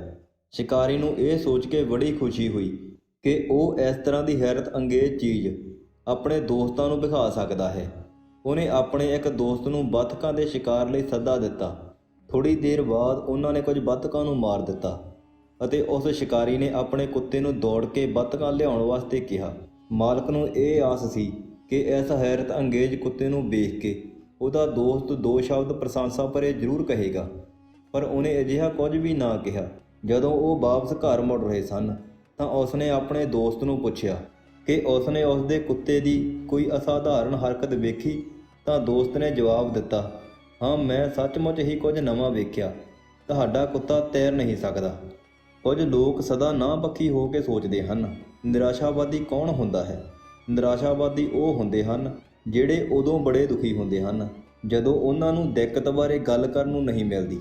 ਉਹ ਬਹੁਤ ਬੁਰਾ ਮਨਾਉਂਦੇ ਹਨ ਜਦੋਂ ਉਹ ਖੁਸ਼ ਹੁੰਦੇ ਹਨ, ਕਿਉਂਕਿ ਉਹਨਾਂ ਨੂੰ ਡਰ ਹੁੰਦਾ ਹੈ ਕਿ ਉਹਨਾਂ ਨੂੰ ਹੋਰ ਬੁਰਾ ਲੱਗੇਗਾ ਜੇ ਉਹ ਹੋਰ ਚੰਗੇ ਹੋ ਜਾਣਗੇ। ਉਹ ਆਪਣੀ ਜ਼ਿੰਦਗੀ ਦਾ ਜ਼ਿਆਦਾ ਸਮਾਂ ਸ਼ਿਕਾਇਤਾਂ ਕਰਨ ਵਿੱਚ ਹੀ ਬਿਤਾ ਦਿੰਦੇ ਹਨ। ਹਮੇਸ਼ਾ ਹਨੇਰੇ ਵਿੱਚ ਰਹਿਣਾ ਚਾਹੁੰਦੇ ਹਨ ਤਾਂ ਜੋ ਵੇਖ ਸਕੀਏ ਕਿ ਹਨੇਰਾ ਕਿੰਨਾ ਕੁ ਹੈ। ਹਮੇਸ਼ਾ ਆਪਣੀ ਜ਼ਿੰਦਗੀ ਦੇ ਸ਼ੀਸ਼ੇ ਵਿੱਚ ਤਰੇੜਾਂ ਹੀ ਲੱਭਦੇ ਰਹਿੰਦੇ ਹਨ। ਬਿਸਤਰੇ ਉੱਪਰ ਸੌਣਾ ਹੀ ਬੰਦ ਕਰ ਦਿੰਦੇ ਹਨ। ਜਦੋਂ ਉਹਨਾਂ ਨੂੰ ਜ਼ਿਆਦਾਤਰ ਲੋਕਾਂ ਦੀ ਬਿਸਤਰੇ ਉੱਪਰ ਹੋਈ ਮੌਤ ਬਾਰੇ ਪਤਾ ਲੱਗਦਾ ਹੈ, ਆਪਣੀ ਚੰਗੀ ਸਿਹਤ ਤੋਂ ਵੀ ਉਹ ਆਨੰਦ ਨਹੀਂ ਉਠਾਉਂਦੇ, ਕਿਉਂਕਿ ਉਹਨਾਂ ਨੂੰ ਹਰ ਵੇਲੇ ਇਹੀ ਲੱਗਦਾ ਰਹਿੰਦਾ ਹੈ ਕਿ ਸ਼ਾਇਦ ਉਹ ਕੱਲ੍ਹ ਬਿਮਾਰ ਹੀ ਹੋ ਜਾਣਗੇ। ਉਹ ਸਭ ਤੋਂ ਬੁਰੇ ਦੀ ਆਸ ਹੀ ਨਹੀਂ ਰੱਖਦੇ, ਸਗੋਂ ਜਿਹੜਾ ਵੀ ਘਟਿਤ ਹੁੰਦਾ ਹੈ ਉਸ ਨੂੰ ਹੋਰ ਬੁਰਾ ਬਣਾ ਦਿੰਦੇ ਹਨ। ਉਹ ਕਿਸੇ ਵੀ ਚੀਜ਼ ਵਿਚਲੇ ਆਸਾਨ ਪੱਖ ਨੂੰ ਨਾ ਵੇਖ ਕੇ ਸਗੋਂ ਉਸ ਦੀ ਅਸੰਭਵਤਾਵਾਂ ਨੂੰ ਹੀ ਵੇਖਦੇ ਰਹਿੰਦੇ ਹਨ। ਉਹ ਇਸ ਗੱਲ 'ਤੇ ਵਿਸ਼ਵਾਸ ਕਰਦੇ ਹਨ ਕਿ ਸੂਰਜ ਦੀ ਰੌਸ਼ਨੀ ਕੇਵਲ ਪਰਛਾਈਆਂ ਬਣਾਉਣ ਵਾਸਤੇ ਹੀ ਹੈ। ਆਪਣੀਆਂ ਖੁਸ਼ੀਆਂ ਨੂੰ ਭੁੱਲ ਜਾਂਦੇ ਹਨ ਅਤੇ ਆਪਣੀਆਂ ਮੁਸ਼ਕਲਾਂ ਹੀ ਗਿਣਦੇ ਰਹਿੰਦੇ ਹਨ, ਇਹ ਜਾਣਦੇ ਹੋਏ ਕਿ ਸਖਤ ਮਿਹਨਤ ਕਿਸੇ ਨੂੰ ਕੋਈ ਨੁਕਸਾਨ ਨਹੀਂ ਪਹੁੰਚਾਉਂਦੀ। ਪਰ ਫਿਰ ਵੀ ਇਹੋ ਸੋਚਦੇ ਹਨ ਕਿ ਖਤਰਾ ਮੋਲ ਕਿਉਂ ਲਿਆ ਜਾਵੇ। ਆਸ਼ਾਵਾਦੀ ਕੌਣ ਹੈ? ਇਸ ਦੀ ਹੇਠ ਲਿਖੇ ਪਹਿਰੇ ਵਿੱਚ ਚੰਗੀ ਤਰ੍ਹਾਂ ਵਿਆਖਿਆ ਕੀਤੀ ਗਈ ਹੈ। ਇੰਨੇ ਮਜ਼ਬੂਤ ਬਣੋ ਕਿ ਕੋਈ ਵੀ ਤੁਹਾਡੀ ਮਾਨਸਿਕ ਸ਼ਕਤੀ ਨੂੰ ਭੰਗ ਨਾ ਕਰ ਸਕੇ। ਆਪਣੀ ਮਿਹਨਤ ਬਾਰੇ, ਖੁਸ਼ਹਾਲੀ ਅਤੇ ਤਰੱਕੀ ਬਾਰੇ ਹਰ ਉਸ ਬੰਦੇ ਨਾਲ ਗੱਲ ਕਰੋ ਜਿਹੜਾ ਵੀ ਤੁਹਾਨੂੰ ਮਿਲਦਾ ਹੈ। ਆਪਣੇ ਦੋਸਤਾਂ ਨੂੰ ਇਹ ਅਹਿਸਾਸ ਕਰਵਾਓ ਕਿ ਉਹਨਾਂ ਵਿੱਚ ਵੀ ਕੁਝ ਖਾਸ ਹੈ। ਹਰ ਚੀਜ਼ 'ਤੇ ਰੋਸ਼ਨ ਪੱਖ ਹੋ ਕੇ ਹੀ ਧਿਆਨ ਦਿਓ। ਸਭ ਤੋਂ ਉੱਤਮ ਚੀਜ਼ ਬਾਰੇ ਹੀ ਸੋਚੋ, ਉਸ ਲਈ ਹੀ ਕੰਮ ਕਰੋ ਅਤੇ ਆਸ ਵੀ ਉੱਤਮ ਚੀਜ਼ ਦੀ ਹੀ ਕਰੋ। ਦੂਸਰਿਆਂ ਦੀ ਸਫਲਤਾ ਉੱਤੇ ਵੀ ਆਪਣੀ ਪ੍ਰਸੰਨਤਾ ਜ਼ਾਹਿਰ ਕਰੋ ਜਿਵੇਂ ਤੁਸੀਂ ਆਪਣੀ ਸਫਲਤਾ ਉੱਤੇ ਕਰਦੇ ਹੋ। ਅਤੀਤ ਦੀਆਂ ਗਲਤੀਆਂ ਨੂੰ ਭੁੱਲ ਜਾਓ ਅਤੇ ਭਵਿੱਖ ਦੀਆਂ ਮਹਾਨ ਉਪਲਬਧੀਆਂ ਉੱਤੇ ਜ਼ਿਆਦਾ ਜ਼ੋਰ ਦਿਓ। ਹਰ ਇੱਕ ਨੂੰ ਮੁਸਕਰਾ ਕੇ ਮਿਲੋ। ਆਪਣੇ ਆਪ ਨੂੰ ਸੁਧਾਰਨ ਲਈ ਜ਼ਿਆਦਾ ਵਕਤ ਕੱਢੋ ਤਾਂ ਜੋ ਦੂਜਿਆਂ ਦੀ ਨੁਕਤਾਚੀਨੀ ਕਰਨ ਵਿੱਚ ਤੁਹਾਡੇ ਕੋਲ ਵਿਹਲ ਹੀ ਨਾ ਹੋਵੇ। ਚਿੰਤਾ ਨੂੰ ਸਹਾਰਨ ਲਈ ਆਪਣਾ ਹਿਰਦਾ ਵਿਸ਼ਾਲ ਕਰੋ ਅਤੇ ਗੁੱਸੇ ਨੂੰ ਘੱਟ ਕਰਨ ਲਈ ਜ਼ਿਆਦਾ ਉਦਾਰ ਬਣ ਜਾਵੋ। ਦੂਜਾ ਕਦਮ, ਹਰ ਕੰਮ ਉਸੇ ਵੇਲੇ ਹੀ ਕਰਨ ਦੀ ਆਦਤ ਪਾਓ। ਕੰਮ ਕਰਨ ਵੇਲੇ ਕੰਮ ਨੂੰ ਅਸੀਂ ਕਈ ਵਾਰ ਲਟਕਾਉਣ ਲੱਗ ਜਾਂਦੇ ਹਾਂ। ਅਸੀਂ ਆਪਣੀ ਜ਼ਿੰਦਗੀ ਵਿੱਚ ਕਈ ਵਾਰੀ ਟਾਲ ਮਟੋਲ ਕਰ ਦਿੰਦੇ ਹਾਂ। ਮੈਂ ਜਾਣਦਾ ਹਾਂ ਕਿ ਮੈਂ ਵੀ ਇੰਝ ਹੀ ਕਈ ਵਾਰ ਕੀਤਾ ਹੈ ਅਤੇ ਇਸ ਦਾ ਨਤੀਜਾ ਮੈਨੂੰ ਬਾਅਦ ਵਿੱਚ ਭੁਗਤਣਾ ਪਿਆ। ਟਾਲ ਮਟੋਲ ਕਰਨ ਦੀ ਆਦਤ ਨਾਂਹ-ਪੱਖੀ ਸੋਚ ਨੂੰ ਹੀ ਅੱਗੇ ਵਧਾਉਂਦੀ ਹੈ। ਇੰਝ ਕਰਕੇ ਤੁਸੀਂ ਆਪਣੇ ਆਪ ਨੂੰ ਇੰਨਾ ਥਕਾ ਲੈਂਦੇ ਹੋ ਕਿ ਜੇ ਕੰਮ ਹੀ ਕਰ ਲਵੋ ਤਾਂ ਸ਼ਾਇਦ ਇੰਨੀ ਥਕਾਨ ਨਾ ਹੋਵੇ। ਇੱਕ ਮੁਕੰਮਲ ਕੰਮ ਸੰਪੂਰਨਤਾ ਅਤੇ ਹੌਸਲਾ ਅਫਜ਼ਾਈ ਦਿੰਦਾ ਹੈ, ਜਦਕਿ ਅੱਧਾ ਅਧੂਰਾ ਕੰਮ ਤੁਹਾਡਾ ਸਾਰਾ ਸਾਹ ਸੱਤ ਕੱਢ ਲੈਂਦਾ ਹੈ, ਜਿਵੇਂ ਕਿਸੇ ਭਰੀ ਹੋਈ ਟੈਂਕੀ ਵਿੱਚੋਂ ਪਾਣੀ ਚੋਂਦਾ ਰਹੇ। ਜੇ ਤੁਸੀਂ ਇੱਕ ਚੰਗਾ ਨਜ਼ਰੀਆ ਬਣਾਉਣਾ ਅਤੇ ਬਰਕਰਾਰ ਰੱਖਣਾ ਚਾਹੁੰਦੇ ਹੋ ਤਾਂ ਵਰਤਮਾਨ ਵਿੱਚ ਜਿਉਣਾ ਸਿੱਖੋ ਅਤੇ ਕੰਮ ਨੂੰ ਉਸੇ ਵੇਲੇ ਹੀ ਕਰੋ। ਉਹ ਚੰਦਰਮਾ ਦੀ ਚਾਂਦਨੀ ਵਿੱਚ ਸੁੱਤਾ, ਉਸਨੇ ਸੂਰਜ ਦੀ ਧੁੱਪ ਸੇਕੀ, ਉਸਨੇ ਆਪਣੀ ਜ਼ਿੰਦਗੀ ਕੁਝ ਕਰਨ ਦੀ ਤਿਆਰੀ ਵਿੱਚ ਬਿਤਾਈ ਤੇ ਅੰਤ ਉਹ ਮਰ ਗਿਆ ਬਿਨਾਂ ਕੁਝ ਕੀਤਿਆਂ।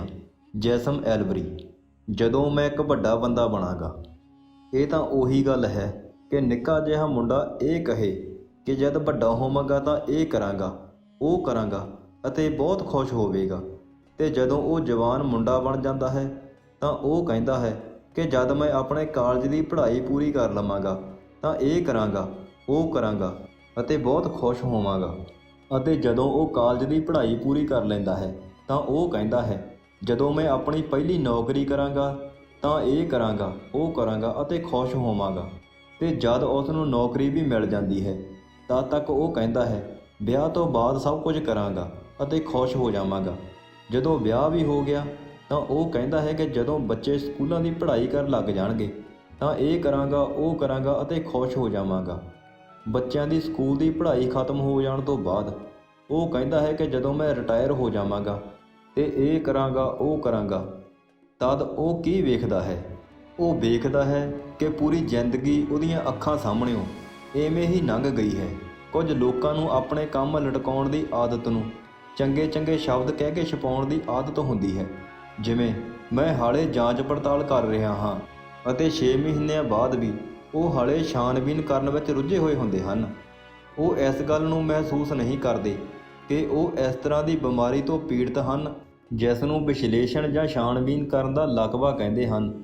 ਇਸ ਤਰ੍ਹਾਂ ਦੇ ਲੋਕ ਕਦੇ ਸਫਲ ਨਹੀਂ ਹੁੰਦੇ।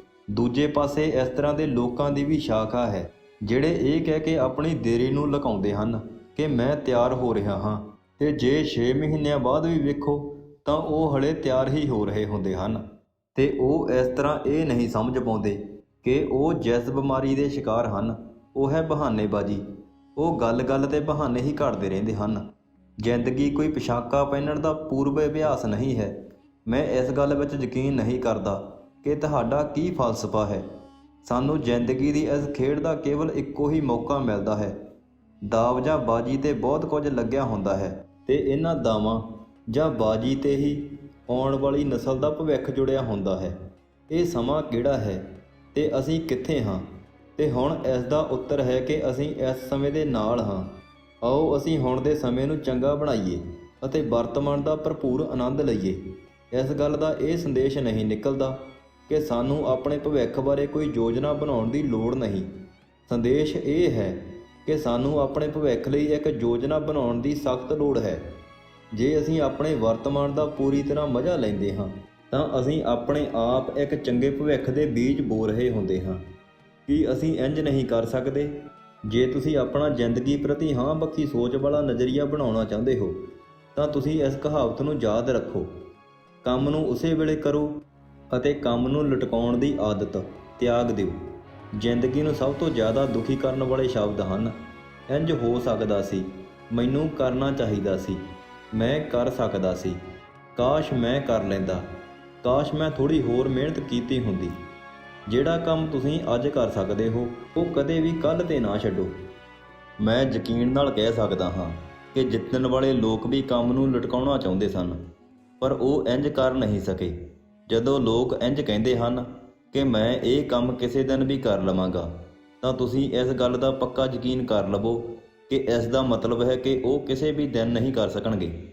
ਕੁਝ ਲੋਕ ਘਰੋਂ ਨਿਕਲਣ ਤੋਂ ਪਹਿਲਾਂ ਸਾਰੀਆਂ ਬੱਤੀਆਂ ਦੇ ਹਰੇ ਹੋਣ ਦਾ ਇੰਤਜ਼ਾਰ ਕਰਦੇ ਰਹਿੰਦੇ ਹਨ। ਇੰਜ ਕਦੇ ਨਹੀਂ ਹੁੰਦਾ ਤੇ ਉਹ ਸ਼ੁਰੂਆਤ ਹੋਣ ਤੋਂ ਪਹਿਲਾਂ ਹੀ ਹਾਰ ਜਾਂਦੇ ਹਨ। ਇਹ ਬੜੇ ਦੁੱਖ ਦੀ ਗੱਲ ਹੈ। ਕੰਮ ਕਰਨ ਲਈ ਟਾਲ ਮਟੋਲ ਕਰਨਾ ਛੱਡ ਦੇਣਾ ਚਾਹੀਦਾ ਹੈ। ਕੀ ਹੁਣ ਸਮਾਂ ਨਹੀਂ ਆ ਗਿਆ ਹੈ ਕਿ ਅਸੀਂ ਕੰਮ ਨੂੰ ਦੇਰ ਨਾਲ ਕਰਨ ਦੀ ਆਦਤ ਨੂੰ ਬੰਦ ਕਰ ਦਈਏ? ਤੀਸਰਾ ਕਦਮ, ਆਭਾਰ ਪ੍ਰਗਟ ਕਰਨ ਦਾ ਦ੍ਰਿਸ਼ਟੀਕੋਣ ਅਪਣਾਉਣਾ। ਆਪਣੀਆਂ ਚੰਗਿਆਈਆਂ ਨੂੰ ਗਿਣੋ, ਨਾ ਕਿ ਮੁਸੀਬਤਾਂ ਨੂੰ। ਗੁਲਾਬ ਦੀ ਖੁਸ਼ਬੂ ਲੈਣ ਲਈ ਕੁਝ ਸਮਾਂ ਕੱਢੋ। ਇਹ ਕੋਈ ਅਸਧਾਰਨ ਗੱਲ ਨਹੀਂ ਜਦੋਂ ਸੁਣਨ ਵਿੱਚ ਇਹ ਆਉਂਦਾ ਹੈ ਕਿ ਦੁਰਘਟਨਾ ਜਾਂ ਬਿਮਾਰੀ ਕਰਕੇ ਕੋਈ ਅੰਨ੍ਹਾ ਜਾਂ ਅਪਾਹਜ ਹੋ ਗਿਆ ਹੈ, ਪਰ ਹਰਜਾਨੇ ਦੇ ਤੌਰ 'ਤੇ ਉਸ ਨੂੰ ਕਈ ਕਰੋੜ ਡਾਲਰ ਮਿਲੇ। ਸਾਡੇ ਵਿੱਚੋਂ ਕਿੰਨੇ ਕੁ ਲੋਕ ਇਸ ਤਰ੍ਹਾਂ ਦੇ ਬੰਦੇ ਦੀ ਥਾਂ ਲੈਣ ਦੀ ਇੱਛਾ ਪ੍ਰਗਟ ਕਰਨਗੇ? ਕੋਈ ਜ਼ਿਆਦਾ ਨਹੀਂ। ਸਾਡੇ ਕੋਲ ਜਿਹੜੀਆਂ ਚੀਜ਼ਾਂ ਨਹੀਂ ਹੁੰਦੀਆਂ, ਅਸੀਂ ਉਸ ਬਾਰੇ ਸ਼ਿਕਾਇਤ ਕਰਨ ਵਿੱਚ ਇੰਨੇ ਖੁੱਭ ਜਾਂਦੇ ਹਾਂ ਕਿ ਸਾਨੂੰ ਉਹ ਸਭ ਕੁਝ ਦਿਖਣਾ ਬੰਦ ਹੋ ਜਾਂਦਾ ਹੈ ਜਿਹੜਾ ਸਾਡੇ ਕੋਲ ਹੁੰਦਾ ਹੈ। ਸਾਨੂੰ ਆਪਣੇ ਕੋਲ ਹੋਣ ਵਾਲੀਆਂ ਚੀਜ਼ਾਂ ਲਈ ਧੰਨਵਾਦੀ ਹੋਣਾ ਚਾਹੀਦਾ ਹੈ। ਜਦ ਮੈਂ ਇਹ ਕਹਿੰਦਾ ਹਾਂ ਕਿ ਆਪਣੀਆਂ ਮੁਸ਼ਕਲਾਂ ਦੀ ਬਜਾਏ ਆਪਣੀਆਂ ਖੁਸ਼ੀਆਂ ਨੂੰ ਗਿਣੋ, ਤਾਂ ਮੇਰਾ ਸੰਦੇਸ਼ ਇਹ ਦੇਣਾ ਨਹੀਂ ਕਿ ਤੁਸੀਂ ਉਸ ਵਿੱਚ ਹੀ ਆਤਮ ਸੰਤੋਸ਼ ਕਰ ਲਵੋ। ਜੇ ਆਤਮ ਸੰਤੋਖ ਲੈਣਾ ਹੀ ਸੰਦੇਸ਼ ਹੁੰਦਾ ਤਾਂ ਮੈਂ ਗੱਲ ਨੂੰ ਠੀਕ ਢੰਗ ਨਾਲ ਸੰਚਾਰਿਤ ਨਾ ਕਰਨ ਲਈ ਆਪਣੇ ਆਪ ਨੂੰ ਦੋਸ਼ੀ ਠਹਿਰਾਉਂਦਾ, ਅਤੇ ਤੁਸੀਂ ਵੀ ਇਸ ਗੱਲ ਦੇ ਦੋਸ਼ੀ ਹੁੰਦੇ ਕਿ ਤੁਸੀਂ ਆਪਣੇ ਹਿਸਾਬ ਨਾਲ ਮੇਰੇ ਸੰਦੇਸ਼ ਦਾ ਗਲਤ ਅਰਥ ਕੱਢ ਲਿਆ ਹੈ।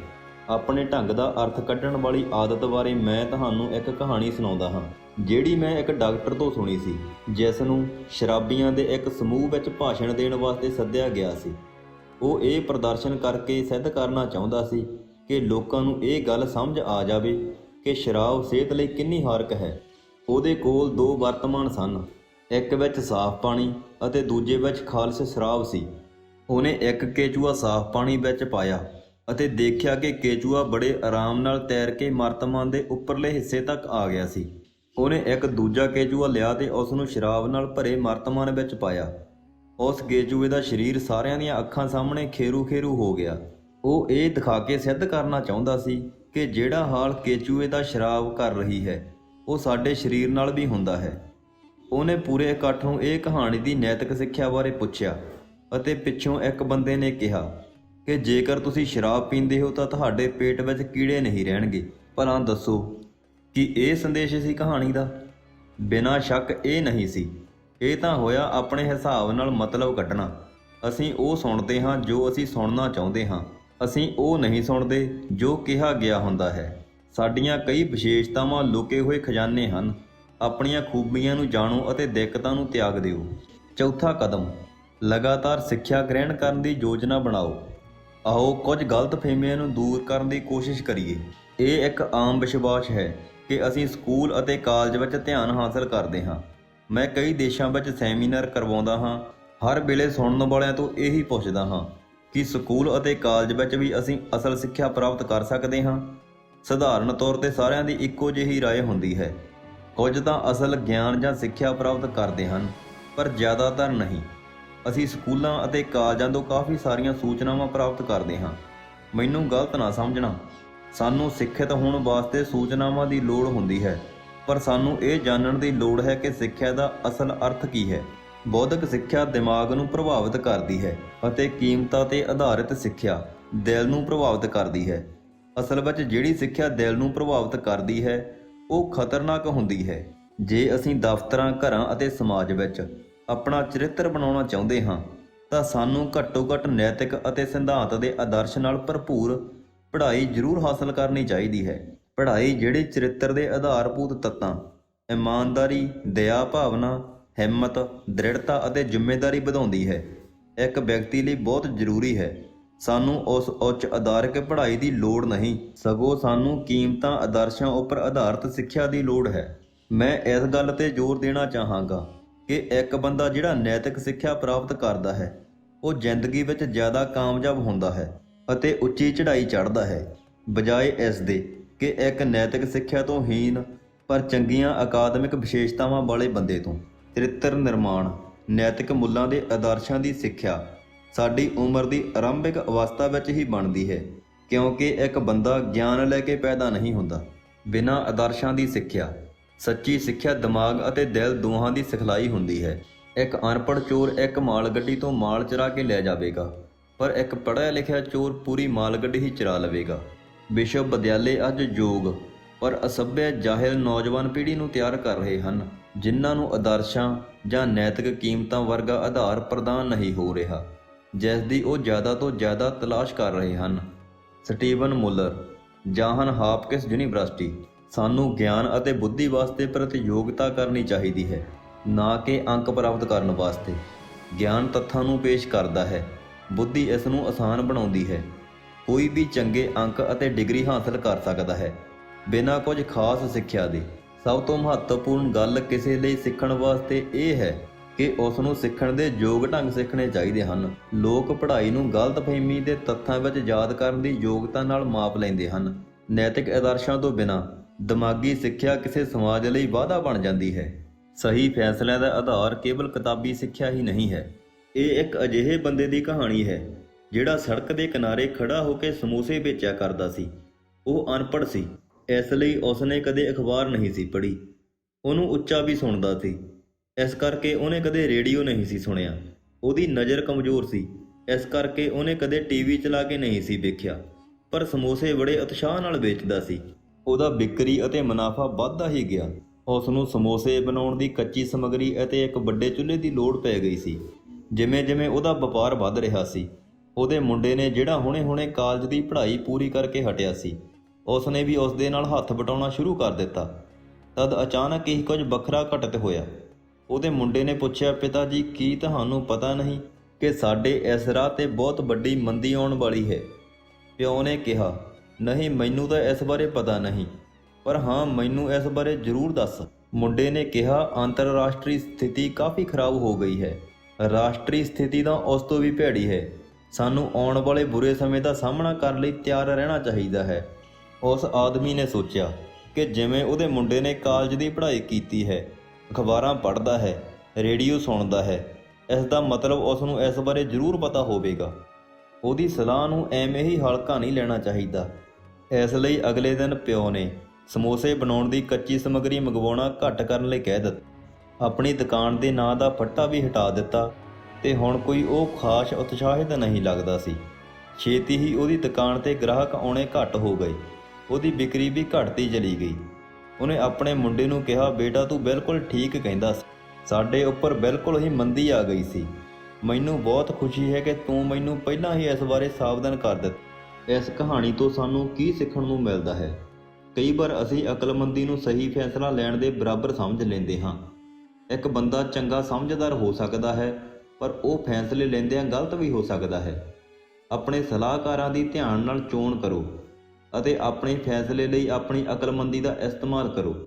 ਉਪਚਾਰਿਕ ਸਿੱਖਿਆ ਗ੍ਰਹਿਣ ਕਰਕੇ ਜਾਂ ਬਿਨਾਂ ਗ੍ਰਹਿਣ ਕੀਤਿਆਂ ਕੋਈ ਵੀ ਸਫਲ ਹੋ ਸਕਦਾ ਹੈ, ਅੱਗੇ ਵੀ ਹੋਵੇਗਾ।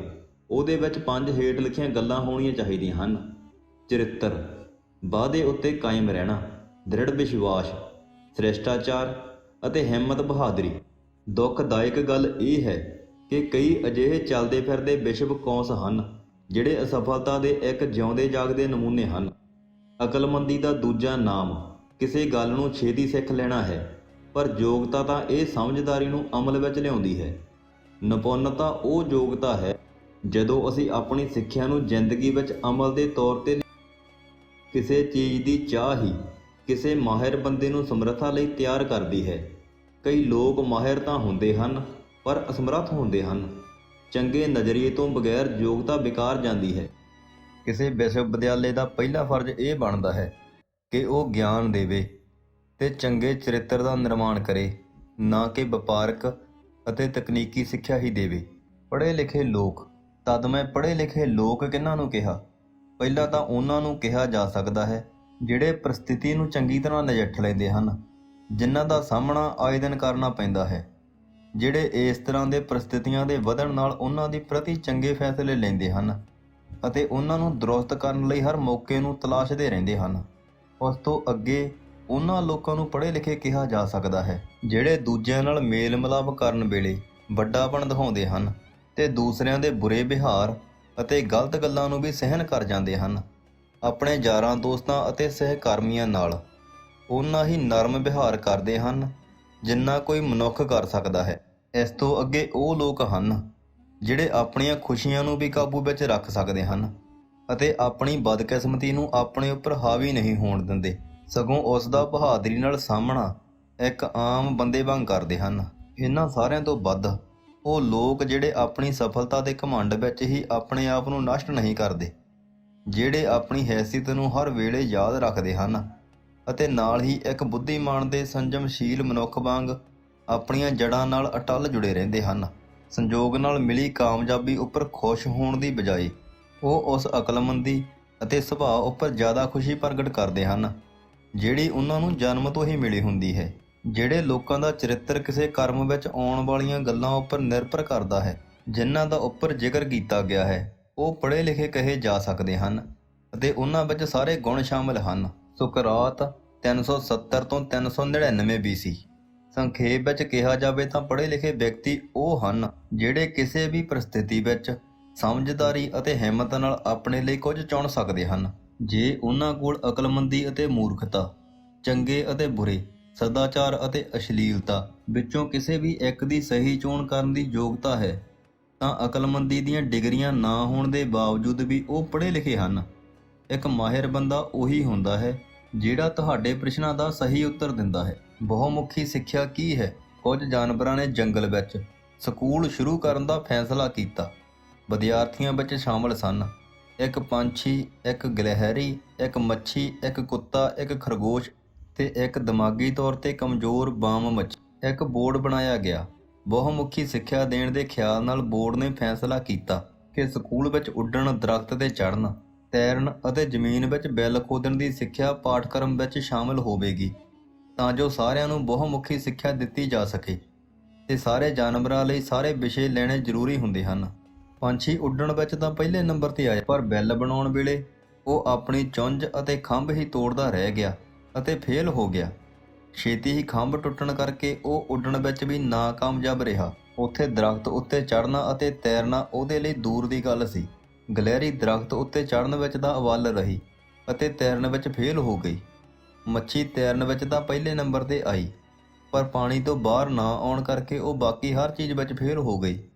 ਕੁੱਤੇ ਨੇ ਸਕੂਲ ਵਿੱਚ ਦਾਖਲਾ ਹੀ ਨਹੀਂ ਲਿਆ ਤੇ ਕਰ ਦੇਣਾ ਬੰਦ ਕਰ ਦਿੱਤਾ ਅਤੇ ਭੌਂਕਣ ਨੂੰ ਪਾਠਕ੍ਰਮ ਵਿੱਚ ਸ਼ਾਮਲ ਨਾ ਕਰਨ ਉੱਪਰ ਪ੍ਰਬੰਧਕਾਂ ਨਾਲ ਲੜਨਾ ਸ਼ੁਰੂ ਕਰ ਦਿੱਤਾ। ਬਿੱਲ ਖੋਦਣ ਵਿੱਚ ਖਰਗੋਸ਼ ਪਹਿਲੇ ਨੰਬਰ ਤੇ ਰਿਹਾ, ਪਰ ਦਰਖਤ ਤੇ ਚੜ੍ਹਨਾ ਉਹਦੇ ਲਈ ਬਹੁਤ ਔਖਾ ਸੀ।